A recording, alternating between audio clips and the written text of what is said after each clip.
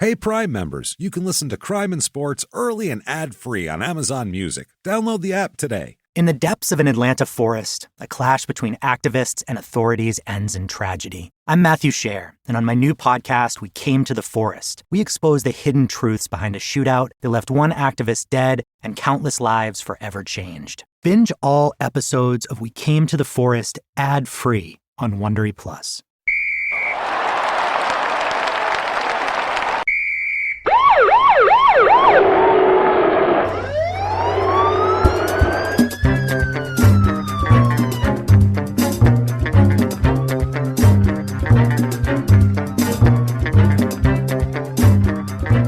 Hello, and welcome to Crime and Sports. Yay! Yay, indeed, Jimmy. Yay, indeed. Thank you, folks, for joining us. We almost didn't make it. That's the most painful day ever. Wow, we have had it's been a rough one. We just got back from the Nashville Comedy Festival, which we did Sunday night. We did a live Small Town Murder, which was amazing.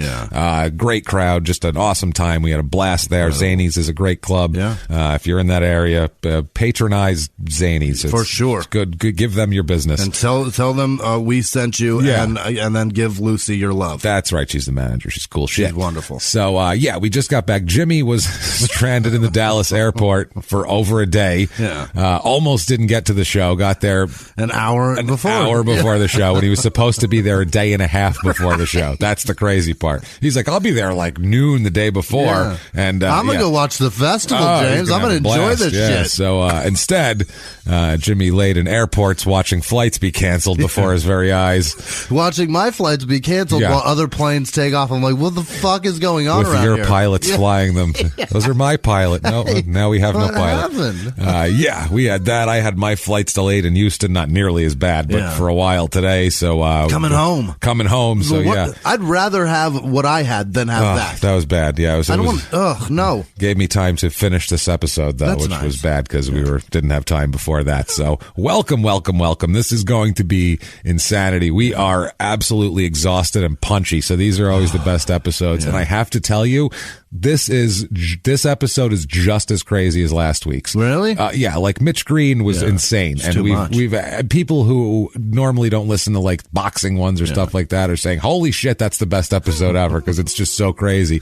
And somehow we backed into another one this week. This is I'm going to call him the British Pac-Man Jones. Oh, so that's what we're in for this week. A Brit. Oh, it's a Brit, and it's good stuff. Thank you, everybody. First of all, little house cleaning for all of your iTunes reviews this week, or purple icon Apple Podcast. Helpful. They are always helpful. Please, if you have not done it yet, do that. Give us 5 stars. It doesn't matter what you say. Just say we're following instructions, following directions. It just really, really helps us out on the business end to move up the charts, which gets you seen and more people listen to the show. So it's helpful.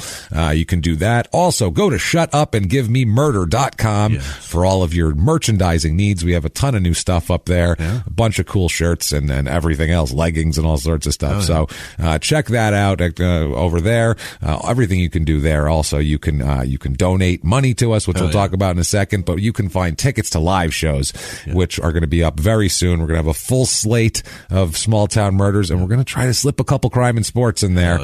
We got to slip them by these people and convince them that you guys want to see Crime and Sports because they know people will come for Small Town Murder. And that sells out. And that's certainly proven. They're not. It's not a private. Crime and Sports is not a proven live commodity, so it's harder to get live shows going with that. So if you want that, email your local comedy club, and then they'll get a hold of our people, and then we'll get your people, talk to our people, and then we'll talk to our people. You know what I mean? As that goes. If you want to donate to the show, you can do that very easily right from the site. And good God, every nickel is appreciated. It's as we really great. Sit in airports because those waters are expensive while you sit there for 24 hours.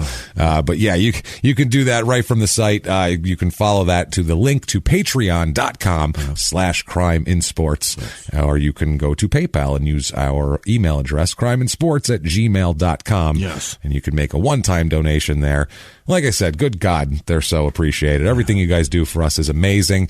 We will not, there won't be shout outs at the end of the show this week. We apologize, but with all the airport craziness, we came here from airports, and Jimmie doesn't have the book with all the shout outs in it because we just don't have it. We're barely here. here. So I barely brought myself. Yeah, exactly. He barely got here. So, so we apologize. We will have them up next week. And at the end of Small Town Murder, we'll include everybody's. Yeah. So if you want to hear that, you listen to Small Town Murders, shout outs there.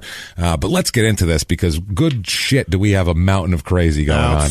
Just a big British pile of insanity.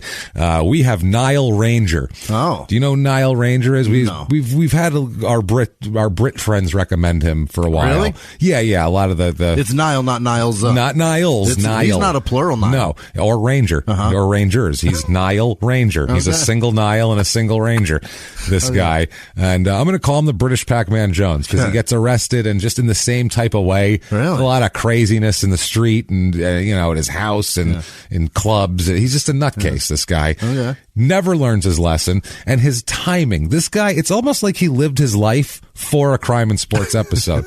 Like he knew it was going to be a thing. Like I had some sort of thing with him. We connected a kinship with this man. And he said, someday these two blokes in America are going to make a show and they're going to need comedic timing in this. So I'm going to have to get arrested where the timing is amazing. And it's really just historical spacing is very important to him. It really is. He sees his life as a whole. That's the thing. He doesn't look at last week. He's like, well, how does this look as like a script, laid out? Yeah, like a timeline.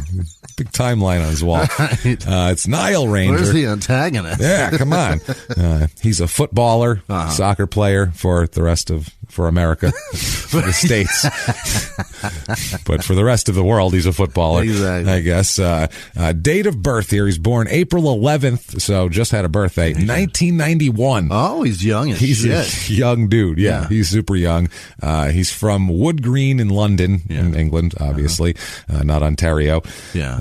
He's a 6'2" guy. He's a real athletic dude. He's a striker. Okay. In soccer. So he's born, like I said, he's from North London. He attended when he was a kid Alexandra Park School, which the Brits do shit differently here with their schools a lot. This sounds like something that wouldn't work in America if we tried, but over there it probably works. I'm not sure. Alexandra Park sounds like somewhere where there's a lot of fights. It sounds like it, but apparently they say here that it draws its students from a big geographical area. They're not just from one area. It's kind of like a magnet school does in different in America and different places. Classy they do that. Upscale shit. It's weird. No, they take different. It's based on like academics and they try to. Here, I don't know what it is. They're all over. They take kids. There's kids there from, and intentionally, there's wealthy kids there, and there's people from some of the poorest areas. Then they put them together. Mix it all up. They mix it all up over there. Guarantee bullying. Guarantee you're some bullying. And physical, and then financial and political bullying. So you're going to get bullying from both sides. Some shit that's going to fuck people up the rest of their lives. That's right. Absolutely. Yes. You'll push a kid around and he'll say, I'll have my driver do this. Right. And then it's like, what? I'll have my cousin escape from jail and stab you in the face. What are you talking about? Well, that's kind of how I feel like a lot of these goes here. I guess there's a large percentage of kids there that speak different language than English too. Like it's above average here, and a lot of poorer kids here, and a good proportion of the kids have learning disabilities too, and stuff like that. The school is involved with a National College for School Leadership Awards and all this type of shit. They have. It's apparently a good school, but they try to mix everything up, and whenever they tried to do that here, it just didn't. Well, I mean, the theory behind this sounds like busing, is what it sounds like, and we know what happened here. Right. Just every white person left the city. That's what they did, as far away as they could go, which was black. I'm not sending my kid to school. Fucking black people, no. They're sending black kids to the kids. No, the kids from the South Side are going there. The South Side is bad in every city. Detroit was the one where people that was like the one where people lost their fucking minds over that shit. So it's a fascinating idea because it sounds, in theory, like that's somebody's sitting there discussing it. We're going to get everybody with the best test scores to be here, and they're like, "Oh yeah, from all the really good neighborhoods." No, from everywhere. And they're like, "Are you out of your fucking mind?" That's the thing. Here, you can't mix these kids up. Here, it's weird. I don't know what the fuck it is with over here where people can't be. They just can't be assholes here. That's what it is. Over there, things that work in theory, I feel like work more because the people aren't intentionally fucking it up like they are here. They give it a chance. Here, it's good God, if you're not from U.S., if you are, this is the truth. You'll get it. If you don't think it's the truth, you're a douchebag. I don't know why you're listening to this wrong. shit. every fucking person here, because of this weird freedom thing we have in America, which is fine. Freedom's great. We all love freedom. But this weird thing of like, I'm free to be a fucking douchebag all the time. To whoever I fucking please. It's my right. I'm just going to be a fucking wrench in the program. Right. Oh, we have wrenches in the program. Whereas over there, they're a more mature society. Yeah. Here, everyone's in middle school. Yeah. We are a giant 7th fucking grade in this. Right. Everybody. I'm going to be a dick. I'm going to be a troll on here. Right. Those are the worst people on earth. Yeah. People with, and they get a bunch of followers because they quote unquote are funny on Twitter. They're douchebags. They're the worst fucking people on earth, just causing problems just saying shit that they don't believe either. Yeah, that's the other part. Annoying. You don't even fucking they're believe just Alex that. Jonesing it. You're just being they're a just douche. making a fucking. You're being a character, right? Yeah, but not a funny character. Never. You're just trying to be an asshole and gum up the works and have nothing real to say and have no real fucking talent either, other than being a douchebag. I feel like over there they're a little more like, oh, come on, asshole, like grow What's up. wrong with you? It's a real like grow up, and they're like, oh yeah, I guess I should grow up. I think it's because here, everybody, no matter who they are, no matter how dumb they are, they all think they can be president and a rock star and a movie star at the same time. Oh, and play center field for the Yankees at the same time. Maybe in the off season when they're playing, quarterback for the Cowboys. You never know. Depends Everybody on if here, the G20 summit's in town. That's true too, because they might have to be there. That's what I mean. Whereas over there, you're not going to be the queen or the king because you didn't fall out of the right pussy. So it's not happening. So you're limited in what you're going to do. And so you're like, all right, fine. I'm going to be a fucking adult. Whereas here it's like, I grew up thinking I could be all those things that obviously I can't because I'm a dumb fuck. Yeah. And instead, here I am. And it's amazing that God damn as much as I've been, just life has humiliated me forever. How come those people have never had or how are they too blind to see it? That's what I mean. How do you not know that you're a fucking worthless scumbag? How don't you know it? How don't you know it? Yes. I don't understand it. Look at your fucking bank account. You're worthless. Everything. Yeah. Just everything. Look at your fucking life. You leased a couch. How do you have an opinion on anything? Yeah. If you rent anything inside your home, you're doing it wrong. Stop it. You're fucking doing it wrong. And you don't have the opportunity to be mean to anybody. I feel like if you tried to do that in England, they go, come on, mate. Right. That's not a good idea. You missed your payment, mate. It's going to be really on the floor. In the end, it's just, you don't want that. Whereas here we'd have somebody selling someone how great it is to rent a fucking couch at 700% interest. It's amazing. This is going to be a $14,000 IKEA couch in the end. You're going to love it. It's going to be great. If you lose your job and don't pay me $20 next month, sitting on the floor, sit your fat ass next to the stains your kids made. After you've paid $7,000 for a couch you don't own. Jesus Christ. You will never have equity in this couch as long as you live. Wow. All right. That was quite the tangent. We are just sorry. We when you crisscross America like we've been doing, you just hate everybody here. I'm sure if we went to any other country, we'd hate them too. But we're crossing the states, and so we hate all of you, fellow countrymen. And I tend to I see things. Unless you're at our live shows. Those people are amazing. They're fantastic. But I see people and their behavior in public, and I just judge the fuck out of them. You can't. And I'm just how do you do that? How do you just be that? How? Without even the thought. That's the thing.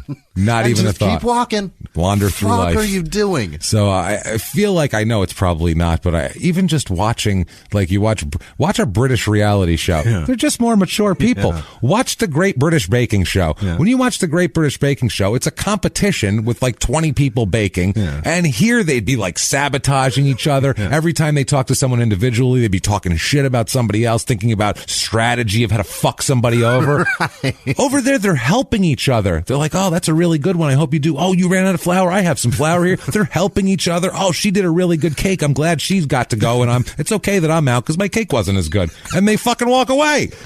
You're like, what the fuck? Right. Over here, they would be stabbing each other with fucking with the icing spreading knives. It would be a disaster. And one of them's naked for no reason, just to have everybody keep that person on. There'd be music because there'd be all this confrontation of they're making cakes. Why is your dick out? You're making a two-layer. You're making crepes. Get the fuck out of here. It's weird. So anyway, Jesus, back to Nile Ranger here. Sorry about that. That was a sidetrack. It was good. It was good though. He begins his football career at Crystal Palace Football Academy, and then he was at their development center. Apparently, a very young age, like pre-11. He was learning soccer. Like he's a kind of not a prodigy, but kind of kid that they could tell right away he had talent. He understood it. He understood it. So it's like their Crystal Palace is currently in the Premier League, I think. But this was like they're one of their under. They have development teams for kids and all that. I think I was watching them play this weekend. Maybe, possible. Against Manchester City. I don't know. I think that's true. It's CP. That makes sense. That would be Crystal Palace. I'm sure there's other CPs. Yeah, that's a good point. They got sure, 5,000-10,000. Yeah, there's a lot. Teams. I'm trying to think of C names. Cardiff is a team, but there's no P there. There's no P. It could have been them. It could have been. If they're light blue, it's them. I think they are light blue. Actually, it's them. So he was also with the Pro Tech Football Development School for a few weeks before Southampton scouts him, which is another team. The Pro Tech Football Academy is the UK's leading provider of soccer training and elite teams ranging from 7 to 14 years old. So it's kids. They offer the chance, it says, of its players being seen by some of the leading professional clubs recruiting for academy football. This is like a central clearinghouse where these guys can go and buy children, basically, for their future soccer team. It's weird. What's that kid? 7 to 12? What is he, 9? Let's grab him. What? The kid's fucking 9. He doesn't even know what, the only food he likes is macaroni and cheese, and you're going to take him. It's weird. You're going to try to guide him through life? So strange. So, yeah, that's a weird thing. But like I said, maybe they're a little more mature there. Yeah. That's also true. I'll bet you're probably right. That kid is 17 at that point. Compared to here, I think so. So, they said that they have current and ex-professionals that provide the highest level of coaching available to this kid. And I think he's here around 10 years old, I want to say. Okay, Grace. All right. He's in the 4th grade. Grace. It's like meth for his 11th birthday or something. Grace. This is it right here. Not bad, right? Pretty solid. This is good stuff. We have a preteen Grace, everybody. This might be a first. I think this is a first. I don't think we've had a preteen Grace. And also, by the way, he's 10. Wonder if he knew it's as good as it's going to get. It's 2001. Like this, September 11th's about to happen. This is the best time of his life. He's loving it. He's running around scoring goals, feeling great about himself. So now 2007 comes along. He's about 15 at this point. Okay. He apparently he hung out with a lot of older kids because he's a physically mature dude. That's what happens too. If you're physically mature, if you're tall, like I was a tall person, if you blend in. I hung out with. My friends were always 2 years older than me. You could fit in with I was them tall easily. That's it. Yeah, when you're a kid, that's how it works. So he ends up hanging out with an older group around his neighborhood, also in addition to doing football. And by 2007, he has convictions for both burglary and handling stolen goods. Holy shit. At 15. Then it gets worse for him. And this is just, we're at the top of the mountain, and we're like Clark Griswold in Christmas Vacation. We are putting Crisco or whatever that fucking industrial lubricant he put that he invented all over the bottom of that thing. They clean the space shuttle with it or some shit like that. We are about to fly down a mountain at the speed of light in terms of crime. Very little sports in this one, we'll say. Very little. Barely mention sports, I promise you. You don't need to. He is convicted at 15 years old apparently in Muswell Hill in London. He is convicted of participating in street robberies, like muggings. Yeah. He's fucking like sticking people up. In 2007. 15. Like him and a bunch of the neighborhood kids were like, robbing people on the street. Ridiculous. And it was armed robbery. Yeah. It was termed. And he is sentenced to 11 weeks in a young offenders institute for this. That's a pretty sweet deal. He actually gets jail time here at 15. So 11 weeks, that's like a quarter of school. You know what I mean? Yeah, that's not bad. That is suspended for first quarter. Hey, that's it. Cool. Yeah. That's not bad. It's over there too in court. Yeah. Like they just believe you. It's weird. And believe in you. It's like you go to court and you have an excuse for something, and if it's like, whether they believe you or not, if it's like a semi-viable excuse, like that's possible, they just give you the benefit of the doubt. I swear to Christ. I swear, it's every case when I look at it in England. They're just like, well, I mean, he could have been doing that. I mean, that's case. We can't convict him. It's so weird. Where it's here, it's like, you will prove that you give me your fucking DNA and prove you weren't there, or else you're just convicted of anything. Whereas there, it's crazy. It's weird. They have a much. It's pretty awesome. It's just very an adult society. Well, you never know. Is that what you're and you'll try harder. Yeah, okay. Yeah, it's crazy. We'll see. We couldn't do that 11 here, weeks. Because everybody we'll would just fucking, people going wild here with that shit. So this is, he ends up, there's clubs looking at him, like we said, too. So it's like, he's a kid, and this doesn't look good. Right. This isn't a good look. And Crystal Palace, that's a professional team. That's a big deal. Well, this was, I think, Southampton was he. That's where he's playing now. They took him out when he went to ProTech to train. Southampton scouted him there.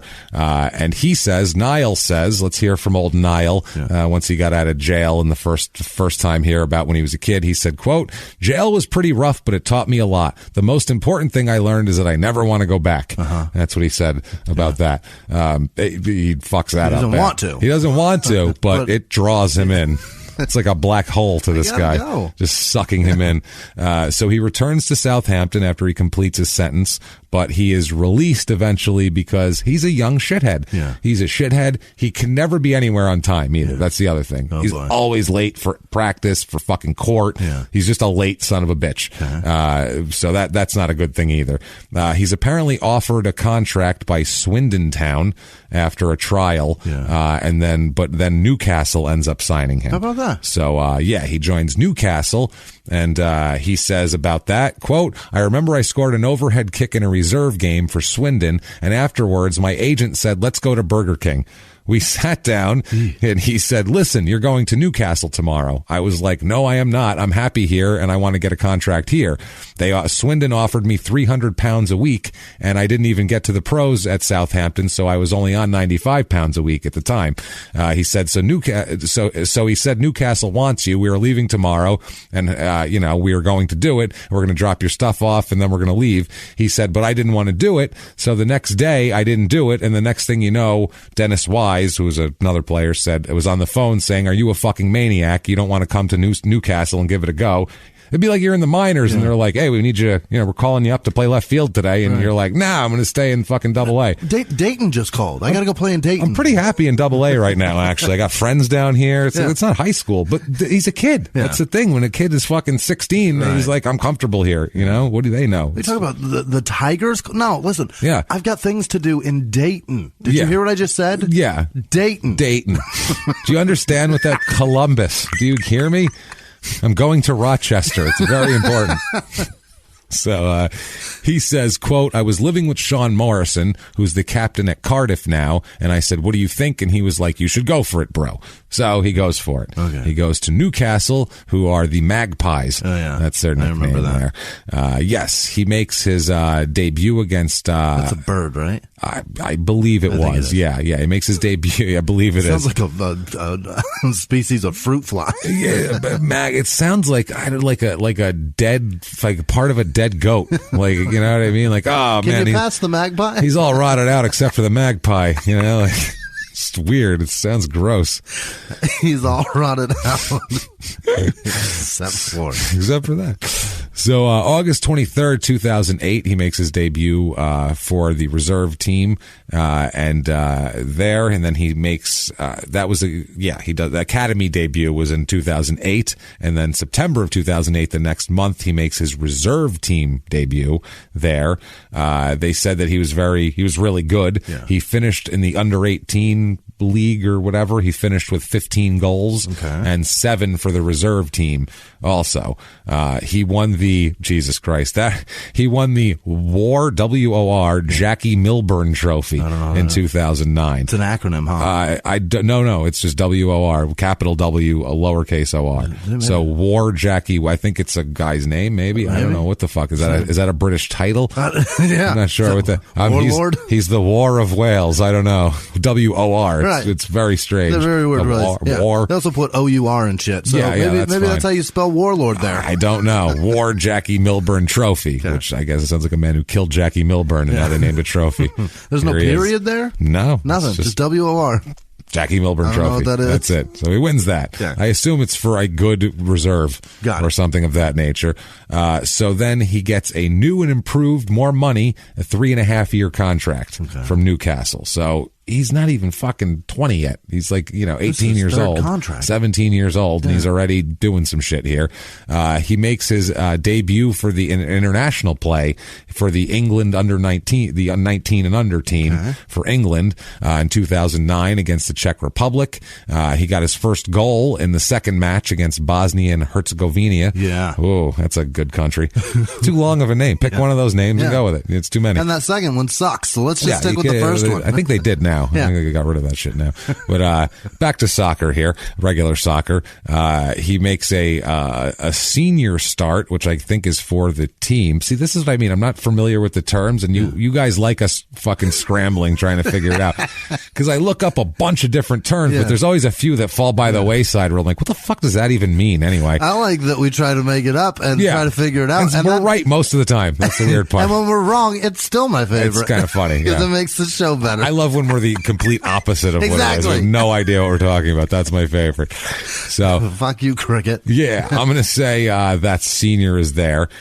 He played in this game, his first match, his first start, August 31st. He won Man of the Match award. Yeah. Played over 84 minutes, which is a shitload. Yeah. I mean, in basketball, if a guy's playing 40 minutes a night, that's brutal. It's crazy. That's crazy. And they're running back and forth. That was the thing that I did notice watching that game in the Dallas airport, was that they are so fucking handsome. The game's almost over, and their hair is still perfect. Well, yeah, there's not a bead of sweat on these fuckers, and they aren't even out of breath. All they do is run, and all they were doing was running. It is all cardio. That's what it is. But how are they not breathing hard at least? That's true. That's true. They're just running, and then they stop, and they're just like.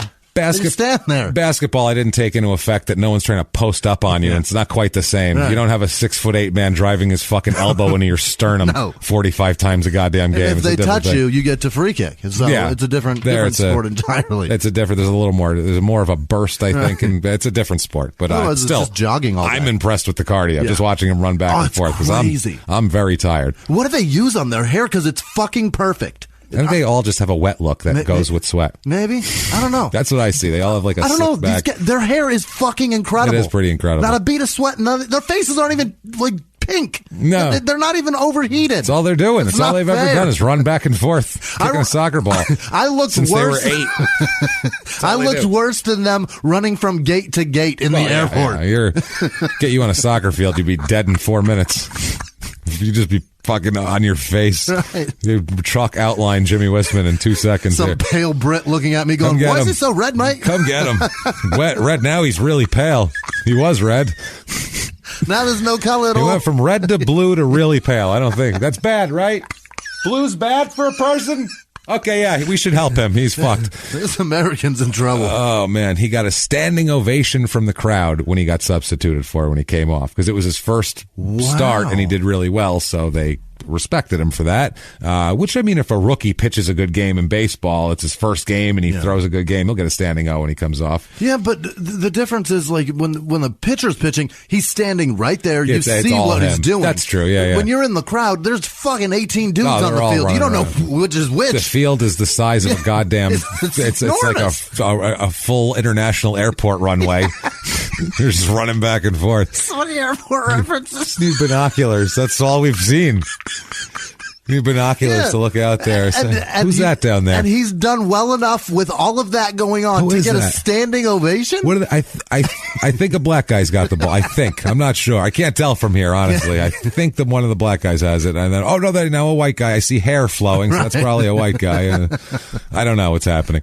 So he scored his first senior goal against Coventry City on December 9th. Substituting. He didn't start that day. And so, yeah, he does. He plays against Crystal Palace and scores a couple of goals. So he does pretty well. January 2010, the Newcastle was promoted to the Premier League, because if you haven't listened to old soccer episodes and you're they drop you out of that American, shit. it actually there's different tiers. It would be like in America if in the States if like basketball teams dropped to the D League and different D League teams went into the NBA, like or AAA teams came up. up, and the Diamondbacks get kicked back down in AAA. Casual NFL fans are like, "Why the Lightning? What is the Lightning? What is that? What is that? No, where's the Browns? Where'd they go? No, they're gone this year. They were 2-14 last year. They're out. Sorry, that's what happens. Cornell's back coaching this I don't know team. what to tell you. They're out. They're shit. Jacksonville hasn't been up in years. So, he talks about here playing with a guy named Andy Carroll, who's one of these guys he's a real handsome, long-haired dude. I'm so jealous. Very handsome, long-haired. His hair's got product in it and shit. He's one of these dudes. I don't know, but I bet you anything he does, like hair commercials. Yeah, he's got a shampoo and shit over there. Like he's like the Palomalu of fucking England. But he said they were on the team at the same time. Ranger was 18 and Carroll was 20. And everybody talks about what a big partier Nile is and how crazy he is. And later on, Nile says, actually, Andy Carroll's way crazier than me. He's a fucking lunatic. He just looks like a good guy, so nobody gives him shit because he's all pretty and shit. So Nile's a hideous man? What? No, not at all. No. He's a black dude with braids and seems like a handsome dude, real athletic and shit. It's just, I think that this guy's got the hair and he's like, that sort of, fucking thing where I'm sure that women like this dude.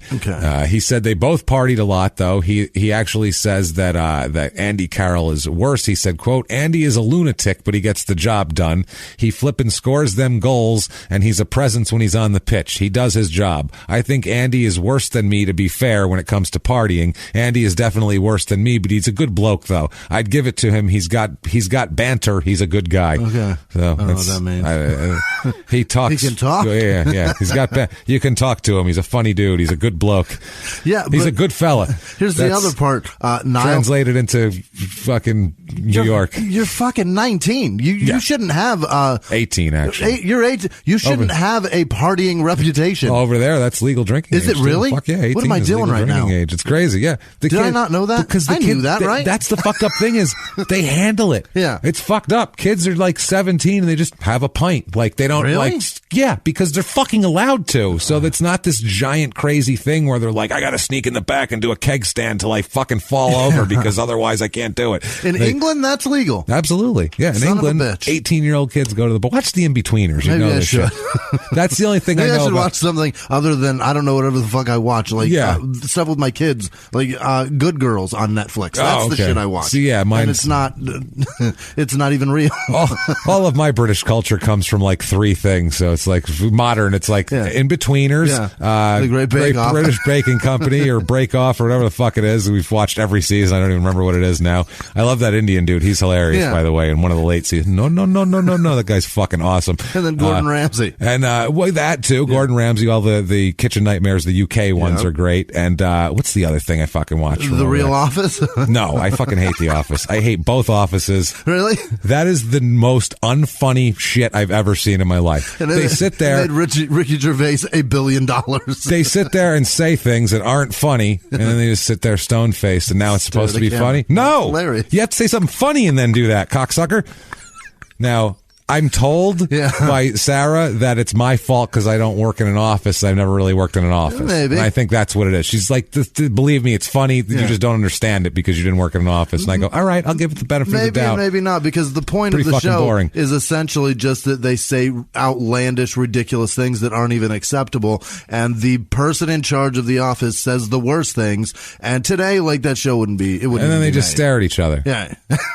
He says like horrible things about black people. Yeah. He's completely inappropriate, and that's the point of the show. Really, is that the bosses shouldn't be the boss. You're right, everybody. That's brilliant. I don't know what I've been thinking. Jesus, that sounds like fucking brilliant comedic genius. What am I thinking? What the fuck? Steve Carell ought to be ashamed of himself for that thing. Private sports is canceled. We can't live up to that. Nah, pushing the mic away. I'm fucking done. Let's just be inappropriate, James. Small town murder can fuck. I don't like black people, and I stare at you. Is that funny? No, it's not. No, you got to say they steal or something like that. Oh, it's got to be something. Okay, yeah. Something just completely stupid. I don't even have it in me. Now, Nile here has a lot of stupid tattoos. Okay. He's got tattoos all over him, which is fine. He's got them on his neck and shit, which is getting into the weirdness. And he's got one up the side of his face. Yes, he's Wiz Khalifa. On his temple over his eye there that says Ranger. His last name? His fucking last name. Oh, and when he pulls his lower lip down, he's got a smiley face tattooed on the inside of his lower lip. He's an asshole. So when he pulls it down, it's, an upside down smiley face. It's then right side up. So he's a dude. Asshole. And like half his pictures are him pulling his lip down. That's like that's his photo pose. Behind the closed doors of government offices and military compounds, there are hidden stories and buried secrets from the darkest corners of history. From covert experiments pushing the boundaries of science to operations so secretive they were barely whispered about. Each week, on Redacted, Declassified Mysteries, we pull back the curtain on these hidden histories. 100% true and verifiable stories that expose the shadowy underbelly of power. Consider Operation Paperclip, where former Nazi scientists were brought to America after World War II, not as prisoners, but as assets to advance U.S. intelligence during the Cold War. These aren't just old conspiracy theories. They're thoroughly investigated accounts that reveal the uncomfortable truths still shaping our world today. The stories are real. The secrets are shocking. Follow Redacted, Declassified Mysteries on the Wondery app or wherever you get your podcasts. You can listen to Redacted early and ad-free right now on Wondery Plus. In the 1980s, a rosé swept the country. Hey, Mike, I really like this White Zinfandel. Well, good. Now put it down. We're going to try another one. White Zin became America's top-selling wine. But most don't know that this sweet drink has a sour history. What began in 1986 with counterfeit bottles. A big fraud, a multi-million-dollar fraud. Sent investigators chasing one of the most powerful families in the business, the Licciardis. But the closer the feds got to them, the more dangerous things became. It's a story of deceit. At the time, I was paranoid. Threats. You touch my kids, I will kill you. And murder. With a .22 caliber bullet to the head. What started with a scheme to mislabel wine spilled into a blood-soaked battle for succession. Welcome to Bloodvines. You can binge listen to Bloodvines exclusively and ad-free on Wondery Plus. Join Wondery Plus in the Wondery app, Apple Podcasts, or Spotify. We'll talk. He gets in trouble with photos. Instagram. He should not be on Instagram or Twitter. Instagram and Twitter has gotten him in so much fucking trouble because he's an idiot. Because he's always shit-faced and he's just posting things. He's like if Trump played soccer. He's just fucking, like he's just fucking tweeting shit out because it's like 4 a.m. and he's tired and grumpy. And that's like, I feel like saying this today. And then tomorrow it's different. It's the same thing like this guy. I'll tweet something out. I don't know what I was thinking tweeting that. I think I was drunk. But anyway, if Trump was drunk, at least that's an excuse. That'd be so much better. That'd be an excuse for crazy tweets. I'd sit up waiting on bar clothes for That'd him be to fun, fucking be posting. This is interesting. Now, December 3rd, 2010, Nile here signs a 5.5-year contract, which keeps him with Newcastle till 2016. Oh. Think that's going to hold? No. It definitely doesn't hold here. So I'm looking at these stats here, and it's so hard for me to read stats, so I'll burn through them quickly because I don't know shit. In 2009, 2010, for Newcastle, it looks like he had 2 goals. Yeah. He had 25 appearances and 2 goals. Okay. That's what I find here. That's not bad for him. I don't know. I think. And then in 2000, but there's championship. I don't understand this. And then 2010, 2011 in the Premier League, because the Newcastle went up to the Premier League the next year. He had 24 appearances and no goals. Oh, that's not good at all. So that's not good. Oh, in League Cup play, he had 1 goal. Okay. I don't know if League Cup and FA Cup. I know what FA Cup is. But what the fuck is League Cup? Maybe that's the qualifying to get to. What is that? I don't know. It's 2. He had 3 appearances in League Cup, so it sounds like a little tournament of some kind. It sounds like lower than FA Cup, right? God, I thought I had something figured out. Fuck.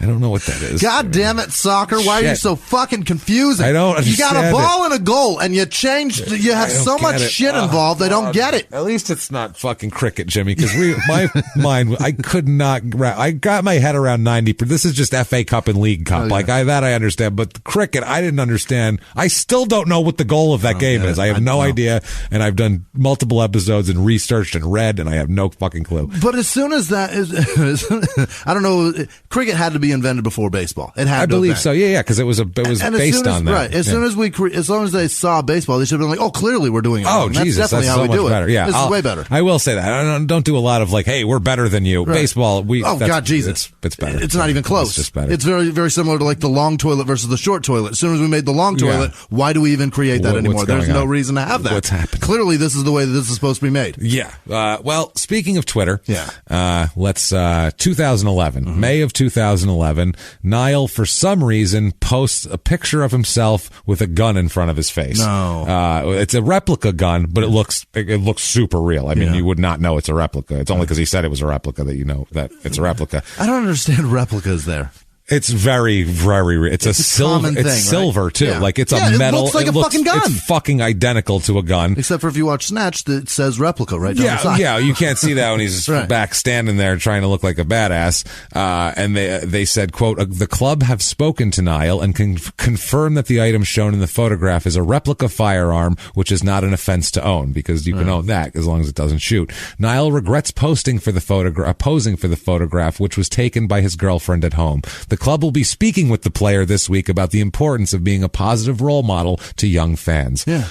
That's very mature. Yeah. It's just it's beautiful. Why would you take a picture with a replica gun? I don't understand Because you're 20 and you're an idiot. You're dumb. And you shouldn't be in the public light when you're fucking 20 and you're probably drunk with your girlfriend. And she said, "Oh, yeah, click." And then they posted it. If I take a picture, they won't know that it's fake. Yeah. And the next morning he was like, "Oh shit, did we post that? Fuck." Boy, that was dumb. Damn it. He's got the press calling him. I've got so many texts. So, Jesus, this is crazy. So May 2011, that is. August 2011, he is arrested on suspicion of beating the living shit out of a couple of guys outside of a nightclub. He is apparently, there's an assault by the Grote Market in Newcastle, and apparently this was soccer fans were fucking with him. And the problem also is, while two cops were trying to subdue Nile, he ended up injuring the two police officers as well as he was being taken away for questioning. That's not okay. No. That's when shit goes bad. They found the guy he hit was a 33-year-old man who was unconscious with a broken jaw outside. Cozy Joe's bar. This was. The police were called to the scene for an assault report here. It's 1:30 in the morning. Nile had left the scene by then, and they had to go chase him down and find him, and that's when this happened. The police said that he saw the man was, beaten pretty bad. The two cops suffered minor injuries described as abrasions during the arrest, and so he's also, they want to question him in regard to that, obviously. And the police spokeswoman said, quote, "Police are appealing for witnesses following an assault outside Cozy Joe's pub in Grote Market in Newcastle Center. It happened at 1:30 a.m. Saturday when police were called after a 33-year-old man was assaulted. When police arrived, the injured man was unconscious and was taken to Royal Victoria Infirmary, suffering from bruising and swelling to his face." That's so mature to say. That's very mature for the police spokeswoman. Here they'd be like, "We drugged the guy away. Yeah. The other guy was knocked out on the ground. He's over at the hospital. Any questions?" Yeah, obviously he's at the hospital. Where the fuck you think we took him? He was fucking unconscious. They're wiring his jaw or some shit. Assholes. Come on, next. It's like, what? That's how we'd be doing it. So he, I guess he takes off, and they did a search of the area, the police, and then they ended up finding him, Nile, a short while later in a bar. Yeah. He just went to another bar. It's like, I'm sure they gave up by now. It's fine. Fucking insanity. And suspicions of assault is what he's being held under. The team says, quote, this is like the president of the team, I think, "I very rarely shut the door on anybody, but Nile needs to understand the responsibilities of being a professional footballer. That's all he needs to understand. It's not just about what happens on the field, and he's learning that lesson. Sometimes you can fine a player for being late, and it just does not get through." Yeah. Yeah, that's true. This is, by the way, soccer is the silverest of all sports. Fuck yeah. The silverest of, I mean, we saw Bruno de Souza killed his girlfriend, fed her to dogs, and a team was like, can we sign him? Can we get him out of jail tomorrow? Our goaltender is not doing well right now, so if we can get him, we'll sign him. We don't give a shit. Just hide your girlfriend. He's really good. Yeah, he's real good. Like, that's how fucking crazy soccer is. You saw Marlon King kept getting signed. It's, you know. It's nuts. Yeah, it's crazy. Here, they keep taking this guy, and every time it's like, he needs to learn a lesson. This guy needs to learn, but they just keep saying that every time. Like, they don't ever say, we've had it now, enough. Yeah. Like, as a league even. Is the NFL more lucrative than soccer is worldwide? It can't be, right? I don't think worldwide. Yeah, worldwide that's what soccer is huge. That's what I mean. There's fewer teams in the NFL. That's why there's more money. Well, also too, we're a centralized. It's one country that you can sell to. Over there, it's all spread out, so it's different. But that's what I mean. Like, each team is worth more, but each team may be worth less. But there's a shitload more teams. I think the top 10 most valuable sports franchises, like 4 of them are soccer teams. Okay, and there's definitely more money. It's like the Cowboys and the Yankees and the Lakers and the Giants and, you know, there's definitely more LA money and New York markets, and that's it. Now it makes sense. Yeah. So worldwide money. Basketball's the same way. That's why the NBA were like, what's going on? You know, the attendance is down and like the ratings are down and shit. They don't give a fuck because they're selling ads like crazy to China and the fucking Yugoslavia. They're like, there are billions of people. We don't give a shit about America. The NBA is like an action movie now. Like, we don't care if Americans like it. Worldwide box office is going to be crazy. People who don't speak English need to understand it. So it doesn't have to be clever. Just fucking put it out. Like, that's what the movies are now. Tokyo Drift. Let's go. That's what the movies are. Every action movie, you can't have good, like, dialogue used to be a thing, and you can't have that now because if you don't speak English, it doesn't translate. So it has to be like, run to the center. Okay. And they write, that translates. Dialogue needs to be, it is imperative to very action so little simple that Sylvester Stallone can be a star. Exactly. Exactly. There you go. Stallone, nowadays, he's kicking himself in the ass. He's like, if I was only a star 40 years later, I could have sold all my movies to Asia and made a lot more money. Could have made a lot more money. They would have loved Rambo. I could own Asia. They would love Rambo and Cobra. They would have loved Cobra. Tell you what. Fucking Stallone. Embarrassing motherfucker. So much money. So much. So, so he's fucked for that. So that is August 28th, 2011. Okay. September 11th, 2011, he's arrested for drunk driving. Oh, boy. He is just a fucking monster. Yeah. Arrested for drunk driving. October 2011. A month later, he's charged with being drunk and disorderly in Newcastle's Cathedral Square. He fucking loves to drink, this guy. This is the he was suspended for he was dropped down to their first team for all of his infractions. They bring him back up. It was days, like 4 days after they bring him back up, he gets arrested for drunk and disorderly conduct here. He's questioned for more than 4 hours and will appear in court later on. Apparently, it occurred outside of the Tup Palace nightclub, which is at the edge of the Big Market and Diamond Strip. Big with 2 G's. B-I-double-G. So it's somebody owns it. Fucking with B-I-G, it ain't safe. I don't know. Some shit's going on here. So they put 2 G's to make it safe. It's too safer that way. So also in October of this year, he's arrested again for drunk driving again. God, Jesus. He likes it. He likes to... You know what? He likes to drive and he likes to drink. So he's like, why can't I combine my 2 passions? I love them both. This is what I don't understand. So much. Well, okay. I feel like it's counterproductive. Right. If you like 2 things, you bring them together. You always combine them. Macaroni, cheese, they both rock. It's amazing. Yeah, it's peanut butter jelly. It's bang. Fucking boom, together. Instant classic. Drink, drive. Fucking love it. Yahtzee. It's fun. Let's go. It's just he's just having a good time doing it. He can't understand why everyone's freaking out. How good you feel behind the wheel of a car great. with your fucking head all bubbly? Hell yes. Pedal down. Woo. Leaning back. He ends up pleading guilty to this charge and given a 3,300-pound fine and a 12-month driving ban, which he, of course, does not follow whatsoever because he's an asshole. Right. 2011, 2012, he makes 0 Premier League appearances that year because, he's kind of a fucking mess. 2011, 2012, though, he's loaned to 2 different teams. I love this plan. So you can loan a guy out. So good. Yeah, so he's loaned to both Barnsley and Sheffield Wednesday. That doesn't sound good at all. Sheffield Wednesday sounds comically British. Yeah. That sounds ridiculous.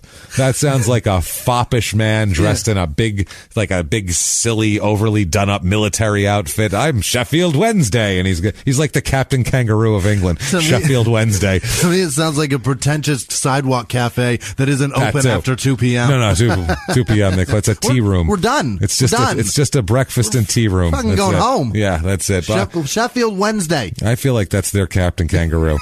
He's dressed the same. He's got puppets and shit. Welcome to Sheffield Wednesdays. There's a song and there's puppets dancing. They all got goofy names. Maybe it is. I don't know. It could be a show for all I fucking know.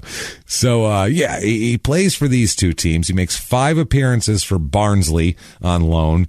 Gets no goals out of that. For Sheffield Wednesday, though, he shows up there. This is in League One. Yeah. He shows up there with his dancing puppets, and they distract the other players, and he gets 2 goals in 8 appearances. Great! So good for him. Good for him here. On November 21st, 2011, that's when they loaned him out to Barnsley until the 14th, and then he ended up going from there to Sheffield Wednesday.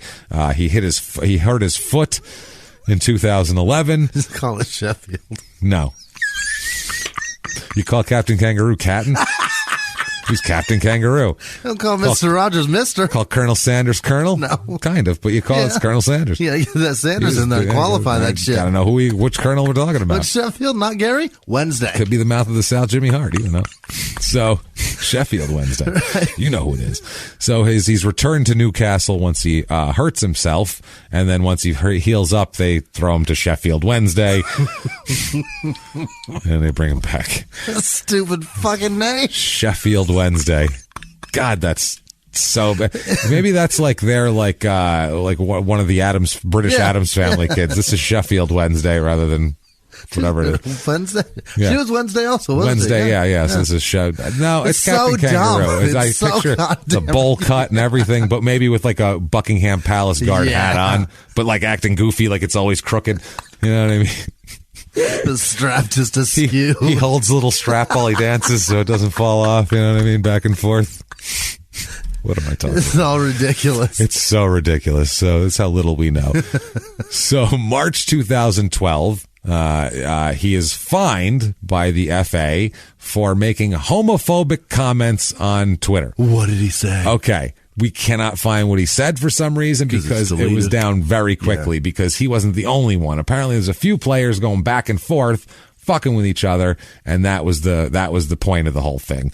One of the guys was fined £24,000. Oh, he said something bad. No, I'll tell you what that guy said in a second here. And then Nile was fined £9,500, and a guy named Manny Smith was fined £1,900. I guess they're different, varying degrees here for there, and also Ravel Morrison of West Ham was fined $11,500 for an earlier homophobic tweet he made there. So they said the FA said they've warned these people and they've told them that abusive or insulting language here referencing a person's sexual orientation won't be tolerated by the league. Apparently, somebody replied to one of the guy's tweets, Macheda, this guy Macheda.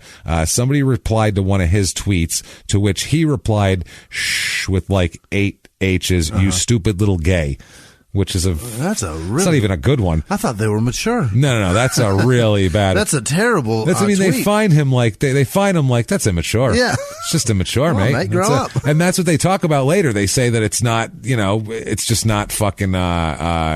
it's just immature. They keep saying it. It's just not reflective of how we want to do business. It's just very interesting. Getting fined over it means that it's definitely not the first occasion. Like that kind of fine, a 24,000 pound fine, that's a steep one. They have a very zero tolerance too. That's how homophobic this fuck is. Oh yeah. That's incredible. I mean, you stupid little gay. That's obviously not nice or good. But I mean, it's not. I thought it would be like a threatening thing for that. That's kind not of really money. much of a homophobic tweet. Yeah, it's sort of. Stupid little happy. Yeah, I mean, that's what I mean. It could be anything at that point. You're not really. But then that's now we're being American. He's being a dick. You're right. See, we're trying to find the troll aspect of it, and we can't do it. See, that's what happens. Over there, they went, stop being a dick. And he went, you're right. And he paid the money. And that was it. End of story. You're right. It's a bad tweet. Yeah. Over here, he'd be like, I meant happy. And shut up. We'd go to have a big hearing over it. Right. Because he meant happy. Break out a thesaurus in court. Yeah, that's perfect. Jesus Christ. So September 23rd, 2012, police are called, again, obviously, to a house. This is in Enfield in North London. There's reports of a disturbance. The front door of the property was badly damaged there, and Ranger was arrested at the scene and charged with criminal damage. His girlfriend, Shakira Bakar, she called the police thinking someone was breaking into her house. That's what it was. And it was him smashing the front door off the hinges, causing 2,500 pounds worth of damage. Holy shit. He blew the fucking door off the hinges. Yes, he does offer to pay for that later. Now, his lawyer, his defense lawyer here said, quote, Mr. Ranger was in a club when he was told by a friend there was a kidnap threat made to his girlfriend. This is what I mean. All right. And they go, well, I mean, that's feasible. Listen to this shit. He does play football. He could kick hard. Yeah. So, he's arrested, charged with criminal damage. Like we said, they take him into questioning. We'll find out what happens about that in a second. But we don't have a lot of time for that because October 2012, he's got court for other shit. Yeah. So we got to get into this. There's so much court. This is just he never quits. He never quits. Very little soccer. He leaves court to go fuck up. So many times he'll leave court and then 3 days later he's back in jail again, or he just gets a new contract and then gets arrested 2 days later. He keeps doing it. He's a fucking, you just want to go, what in God's green twat is wrong with you? What the fuck is your problem? Honestly, what is your deal, doing? Dude? Why are you doing this? It seems anything good, he celebrates. And booze is clearly a problem for this fella. Yeah, he parties like Ben Cousins. He's going on a rampage. Right. It's weird, man. Gin up his ass. Yeah. Now, he is found here not guilty of the 2011 knocking the guy out outside the nightclub. Really? They find that he had a good reason. Let's talk about this. But he does admit to pushing officers that night also.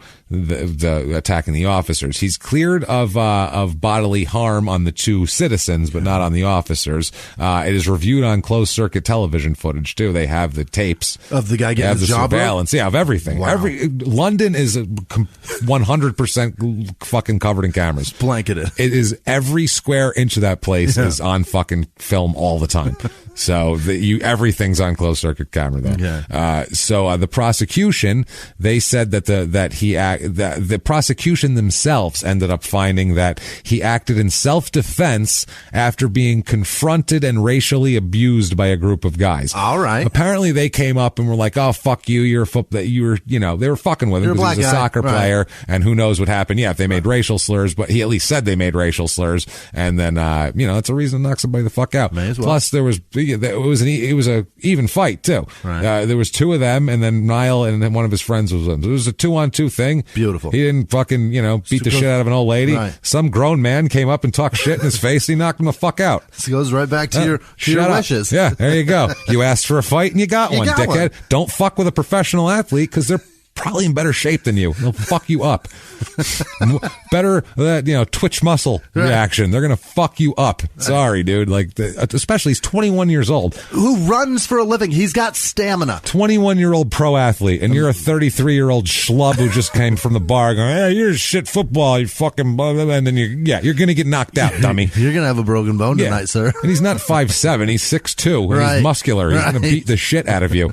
So I don't know if the guy thought he could just talk talk shit and get away with it, and they wouldn't. He wouldn't do anything about it. But they said they did hear. The court hears that later in the evening he pushed away the two officers when they finally found him, causing them minor injuries. The judge here, John Evans, said, quote, "The picture that the court is presented with is very different to what that was, which was first contemplated. The prosecution have had the opportunity of considering the closed-circuit television footage, and it shows a different picture to what I first understood.